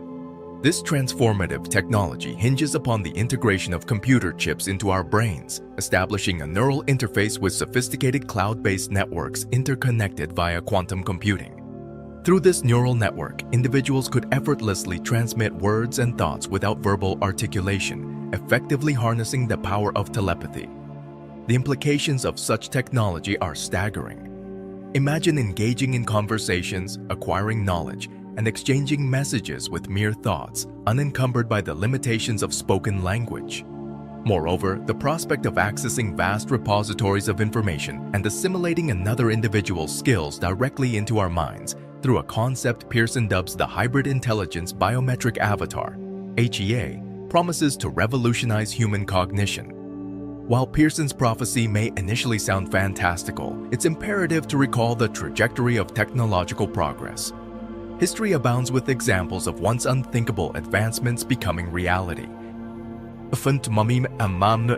underscoring the plausibility of Pearson's vision. If realized, the establishment of a global network of interconnected minds would herald a profound shift in human interaction, fostering unprecedented levels of connectivity and creativity. However, such a transformative leap forward raises profound ethical and privacy considerations as society grapples with the ethical implications of navigating uncharted territories within the realm of the mind. Yet amidst the uncertainty, Pearson's forecast ignites a sense of anticipation and apprehension, prompting contemplation of a future where the boundaries between thought and communication blur. Number 10. British Royal Family. In 2022, the passing of Queen Elizabeth II elicited profound sorrow across the United Kingdom, marking the end of an era cherished by many. Curiously, following her demise, sales of the renowned ancient prophet Nostradamus' book surged dramatically, shattering previous records. While initially perplexing to some, a closer examination revealed a striking correlation between Nostradamus' prophecies and the Queen's passing. Centuries prior, Nostradamus had foretold not only the Queen's death but also the ascension of a new monarch, albeit one who would face swift rejection by the populace. Intriguingly, he posited that an unexpected figure, devoid of royal aspirations, would emerge to assume the throne. The prescience of these prophetic verses, penned in the 16th century long before Queen Elizabeth's reign, adds an extra layer of fascination to their uncanny alignment with historical events. Indeed, as foretold, King Charles III, aged 96, succeeded Queen Elizabeth precisely as Nostradamus had envisioned. Yet the plot thickens further as Nostradamus' predictions extend to Prince Harry's unexpected rise to kingship despite his renunciation of any claim to the throne. Prince Harry's current absence from the UK only serves to amplify the intrigue surrounding these prophecies. While Prince William is presently the heir apparent, Nostradamus' enigmatic verses hint at a surprising twist wherein Prince Harry defies expectations and ascends to the throne. The remarkable accuracy of Nostradamus' prognostications throughout history continues to captivate the collective imagination. Despite the temporal chasm separating his writings from contemporary events, they possess an eerie propensity for aligning with pivotal junctures in history. With anticipation mounting, observers eagerly await the unfolding of time, poised to witness whether Nostradamus' prophecy concerning Prince Harry's ascension materializes. Number 9. Designer Babies. Baba Vanga's prophecy regarding designer babies offers a fascinating glimpse into the future of reproductive technology. She envisioned a world where, starting in 2023, babies would be born in laboratories, with doctors exerting complete control over their appearance and behavior. While initially seeming far-fetched, recent developments suggest that such a future may not be as implausible as it appears. On February 19, 2020, a landmark achievement occurred with the birth of the world's first baby from eggs that had been preserved and grown in a lab. French fertility specialists achieved this milestone for a 34-year-old woman, utilizing a method called in vitro maturation to cultivate 7 previously undeveloped eggs extracted from her ovaries 5 years prior. This breakthrough underscored the potential of laboratory-based reproductive techniques. Further bolstering the plausibility of Baba Vanga's prediction, a German biotechnologist embarked on creating a mechanical womb in 2022. Dubbed Echo Life, this facility aims to empower parents with the ability to select specific features for their child from a curated list. Despite ongoing ethical debates surrounding this technology, the hospital behind Echo Life remains committed to facilitating the birth of 30,000 babies annually in the future. The rapid advancements in reproductive technology signal a paradigm shift in childbirth practices, aligning with Baba Vanga's prophetic vision of designer babies. As science continues to push the boundaries of what is possible, controlling the physical traits and characteristics of offspring within laboratory settings may soon become a reality. However, amidst this progress, it is imperative to reflect on the ethical implications of these advancements. The prospect of manipulating genetic attributes raises complex moral questions that demand careful consideration. Number 8. Cyborgs.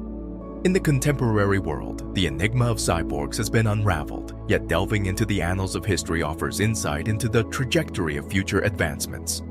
Approximately 1 million years ago, Earth was home to diverse human species, among them the Neanderthals, who exhibited remarkable advancement in their quest for sustenance through rudimentary methods. However, around 10,000 years ago, the advent of settled communities marked a pivotal juncture in human evolution, catalyzing the cultivation of agriculture and ushering in an era of scientific progress aimed at addressing health challenges. This transformative shift engendered profound changes in human physiology, with cranial capacity expanding, bodies growing larger, and intelligence flourishing. Today, Homo sapiens stand as the apex of cognitive prowess, their brains outstripping even the most sophisticated computers in processing power. Yet the relentless march of technology heralds the eventual convergence of artificial intelligence with human cognition, paving the way for computers to emulate human thought processes and realize feats once confined to the realm of imagination. What truly ignites excitement, however, is the symbiotic relationship between humans and technology, epitomized by the advent of nanobots, minuscule robotic entities capable of navigating within the human body. Envisioned as harbingers of a new era, these nanobots hold the promise of augmenting our innate capabilities, propelling us towards a future where our physiological boundaries are transcended. The concept of metamorphosing into robo-men underscores the transformative potential of nanotechnology. Already, glimpses of this future emerge through the application of nanobots in fields such as nanomedicine and cancer treatment, hinting at a reality that may be closer than previously imagined. The boundless horizons that lie ahead beckon us to explore uncharted territories, fueled by the prospect of unlocking untold possibilities and venturing into realms previously deemed inconceivable. Number 7. Superconductivity. The concept of superconductivity holds immense promise, heralding a future where transportation and energy transmission undergo transformative change. Envision a world where trains and cars effortlessly hover above the ground, where planes soar through the skies without leaving a trace of pollution, and where energy transfer occurs with unparalleled efficiency. While such a vision may seem straight out of science fiction, many experts believe it will soon become a reality. Superconductors, materials exhibiting zero electrical resistance at extremely low temperatures, lie at the heart of this revolutionary shift. These remarkable substances enable the seamless flow of electricity, devoid of any loss due to resistance, and possess the ability to create formidable barriers against magnetic fields. Since their discovery in 1911, scientists have diligently studied superconductors, striving to unlock the secrets of their operation. While much remains to be understood, significant strides have been made in unraveling the mysteries of superconductivity. In 2022, Klein Vision achieved a major breakthrough with the development of an aircar powered by a minimal amount of gasoline. Through rigorous testing, including 200 successful takeoffs and 70 hours of continuous operation, this flying car has brought the vision of widespread aerial transportation closer to reality. However, numerous challenges still loom on the horizon. Scientists and engineers must address these obstacles before fully harnessing the potential of superconductivity. Yet, their unwavering dedication and relentless pursuit of solutions underscore our progress along the right trajectory. As technology advances and our understanding deepens, we edge closer to a future where transportation is more efficient and environmental pollution is significantly reduced. Number 6. There will be no car being owned.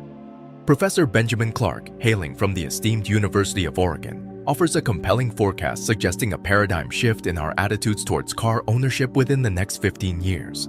Grounding his assertions in tangible evidence, Clark points to a significant decline in car sales worldwide, citing Germany as a prime example where sales have plummeted by a staggering 30.5% compared to the previous year. Notable automotive giants like Audi, Porsche, and Volkswagen have felt the repercussions of this downward trend. Looking ahead to 2030, Clark predicts a remarkable 80% reduction in the number of private cars traversing the roads of the United States. This seismic shift signals a departure from traditional modes of personal transportation towards more environmentally sustainable and cost-effective alternatives. Clark envisages a surge in popularity for electric ride-sharing services, projecting that by 2021, utilizing such services will prove to be 4 to 10 times cheaper than purchasing a new car. Families stand to reap substantial savings, with potential annual savings of up to $5,600 by opting for these services over conventional car ownership.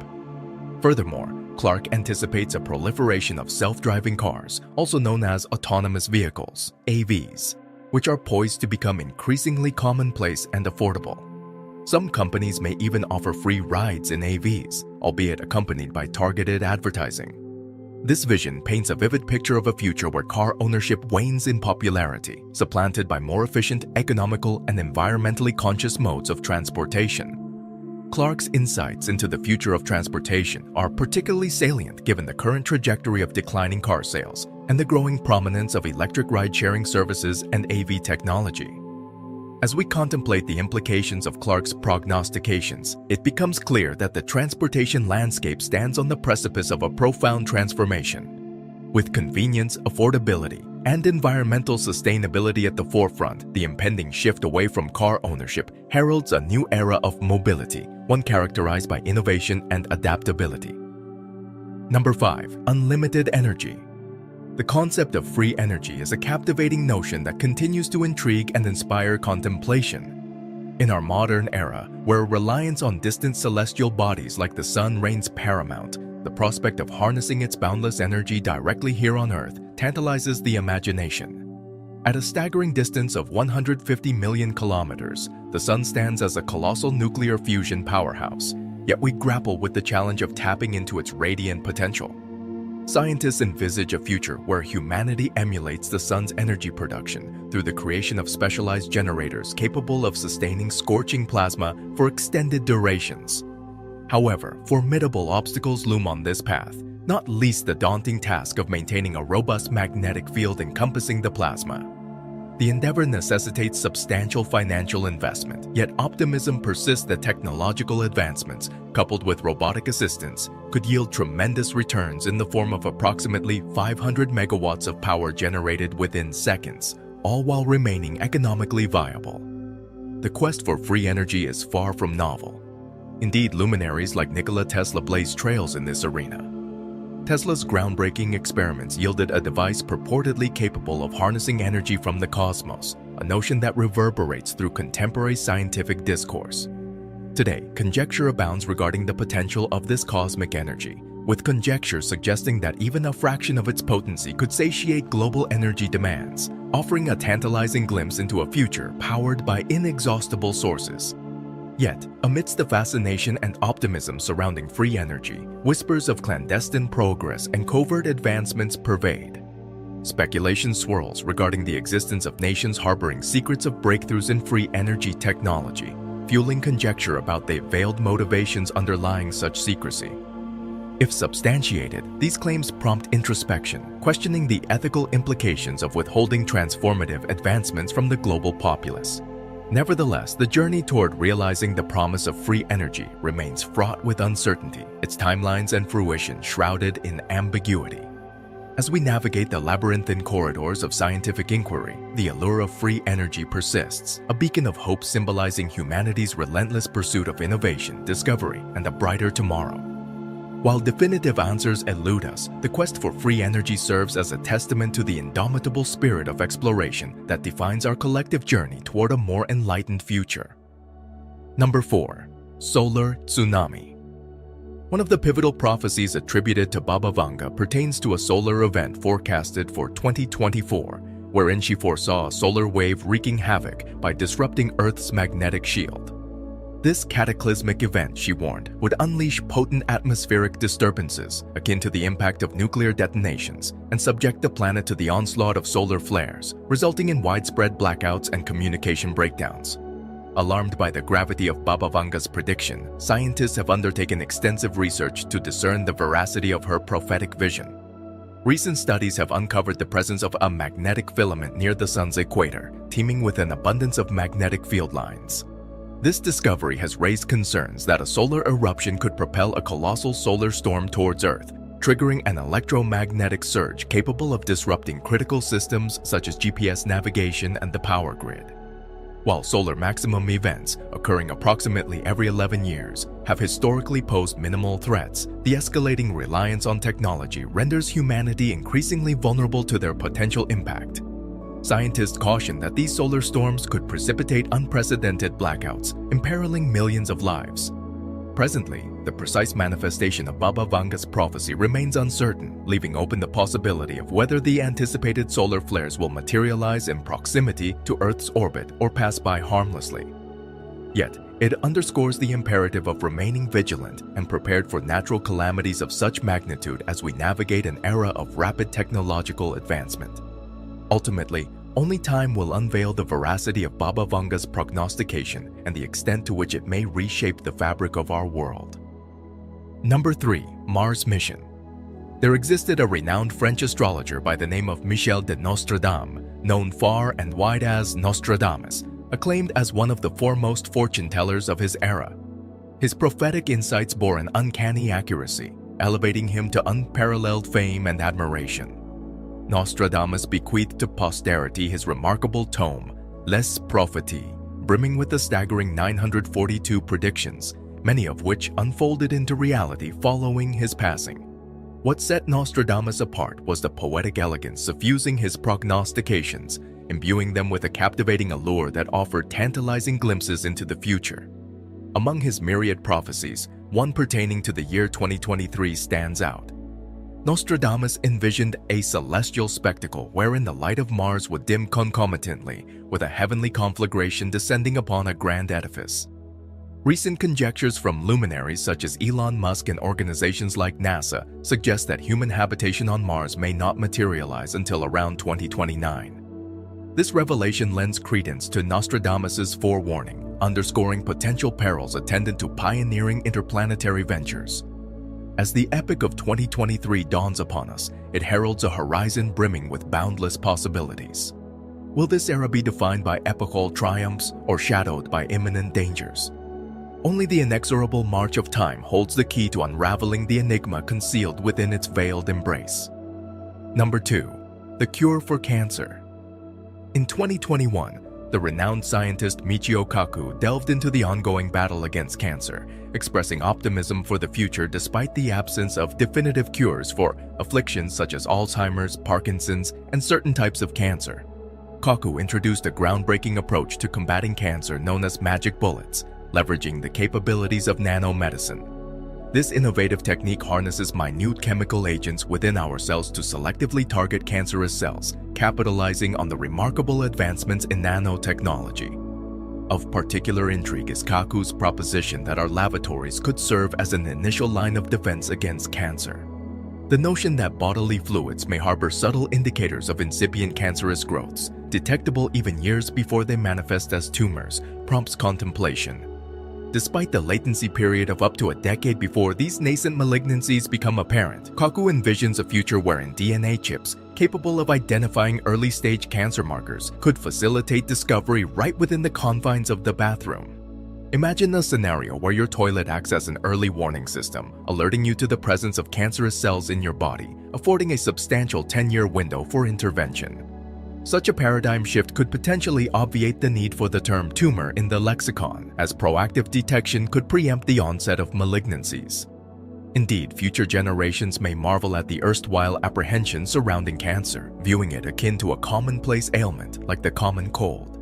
Thus, the advent of nanotechnology promises not only to revolutionize cancer treatment, but also to transmute our mundane commodes into vigilant custodians of health, furnishing crucial early indicators and invaluable time in the struggle against this formidable malady.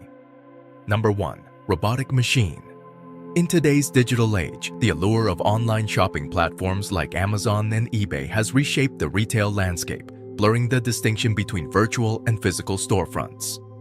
While the convenience of online shopping is undeniable, there remains a cohort of individuals who derive satisfaction from the tactile experience of in-person shopping, citing benefits such as cost savings and the ability to inspect goods firsthand. However, it is the prospect of the future that truly captivates the imagination.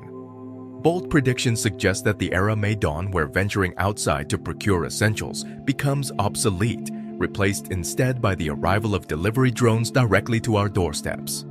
The groundwork for this revolution was laid in 2006 when the US government passed legislation permitting civilian ownership of drones, unleashing their potential for commercial applications. The pivotal year of 2016 marked a milestone in the evolution of drone technology as Amazon unveiled Prime Air, heralding the advent of the world's first delivery drone. Prime Air showcases its prowess by swiftly and efficiently dispatching packages, often fulfilling orders in under 30 minutes.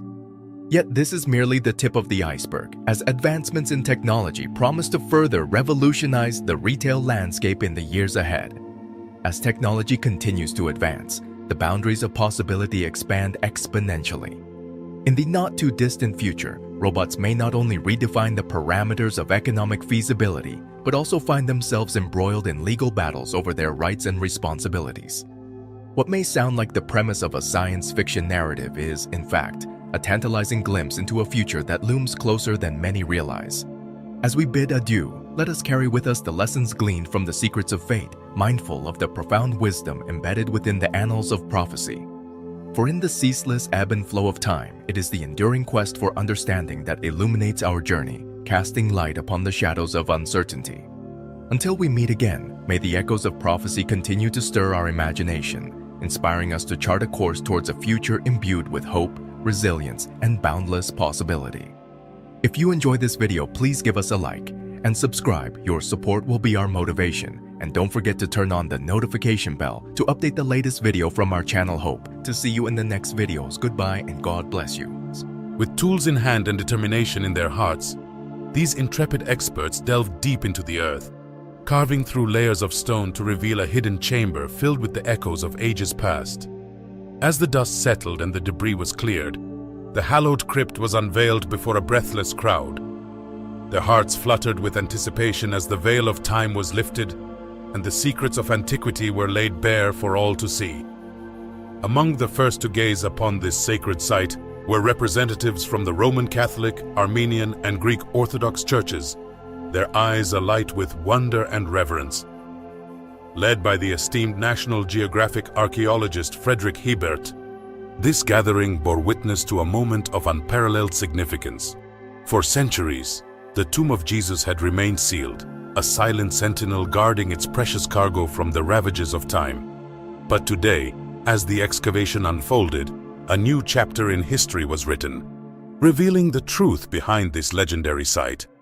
Spearheaded by the skilled hands of scientists from the National Technical University of Athens, this ambitious project sought to restore the ancient edicule that cradles the sacred tomb. Yet the journey did not end there. The Church of the Holy Sepulchre stands as a testament to the enduring legacy of faith and devotion. Through the ebb and flow of centuries, this sacred site has weathered the storms of time, emerging as a beacon of hope in a world fraught with uncertainty. As we stand on the threshold of discovery, let us heed the call of history and embrace the truth that lies within. In the hallowed halls of biblical archaeology, the quest for knowledge knows no bounds, as we strive to uncover the mysteries of the past and illuminate the path to a brighter future. Near the site where the crucifixion of our Lord and Savior Jesus Christ is believed to have taken place, the Church of the Holy Sepulchre beckons pilgrims from all corners of the globe to pay homage to this holiest of destinations. Traversing the winding streets of Jerusalem, we encounter a tapestry of religious monuments, each bearing witness to the rich tapestry of faith that weaves through its cobblestone lanes. Among them stand the illustrious Dome of the Rock and the revered Wailing Wall, testaments to the enduring legacy of devotion that defines this sacred land. Within the walls of the Church of the Holy Sepulchre, Christians, Jews, and Muslims alike converge in search of solace and spiritual renewal. It is here, in the shadow of Golgotha, the place of the skull, that the pivotal events of our salvation unfolded. According to sacred texts, it was upon this hallowed ground that our Savior, Jesus Christ, laid down his life for the redemption of mankind. After his crucifixion, his body was tenderly laid to rest within a nearby tomb, its entrance sealed by a heavy stone. But on the third day, the miracle of miracles transpired as Jesus rose from the dead, a triumphant testament to the power of divine grace.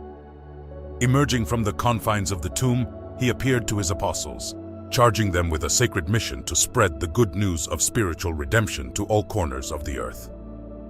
In this task, they were joined by Joseph of Arimathea, a figure shrouded in mystery and reverence. Some say he was a kinsman of our Lord, while others speak of his unwavering devotion to the Christian cause, a devotion that ultimately led to his persecution at the hands of the authorities. Yet it was Joseph who bore the solemn duty of laying Jesus' body to rest within his family tomb, a cavernous chamber hewn from the rock itself. With tender hands, he swathed the Savior's body in linen and placed it upon a burial shelf, sealing the entrance with a heavy stone. As we stand in awe of this sacred site, let us remember the timeless message of hope and redemption that echoes through the ages. In the quiet confines of this humble tomb, we find the promise of eternal life and the enduring power of faith. The Church of the Holy Sepulchre, with its rich history and profound spiritual significance, continues to inspire millions, reminding us of the enduring legacy of Jesus Christ and the transformative power of his resurrection. The excavation and restoration efforts at this holy site serve not only to preserve its physical structure, but also to deepen our understanding of its historical and spiritual significance. As we uncover the layers of the past, we gain insight into the profound events that shaped the course of human history. This sacred tomb, now revealed and restored, stands as a testament to the enduring faith of those who have walked these ancient streets before us, and to the hope that continues to inspire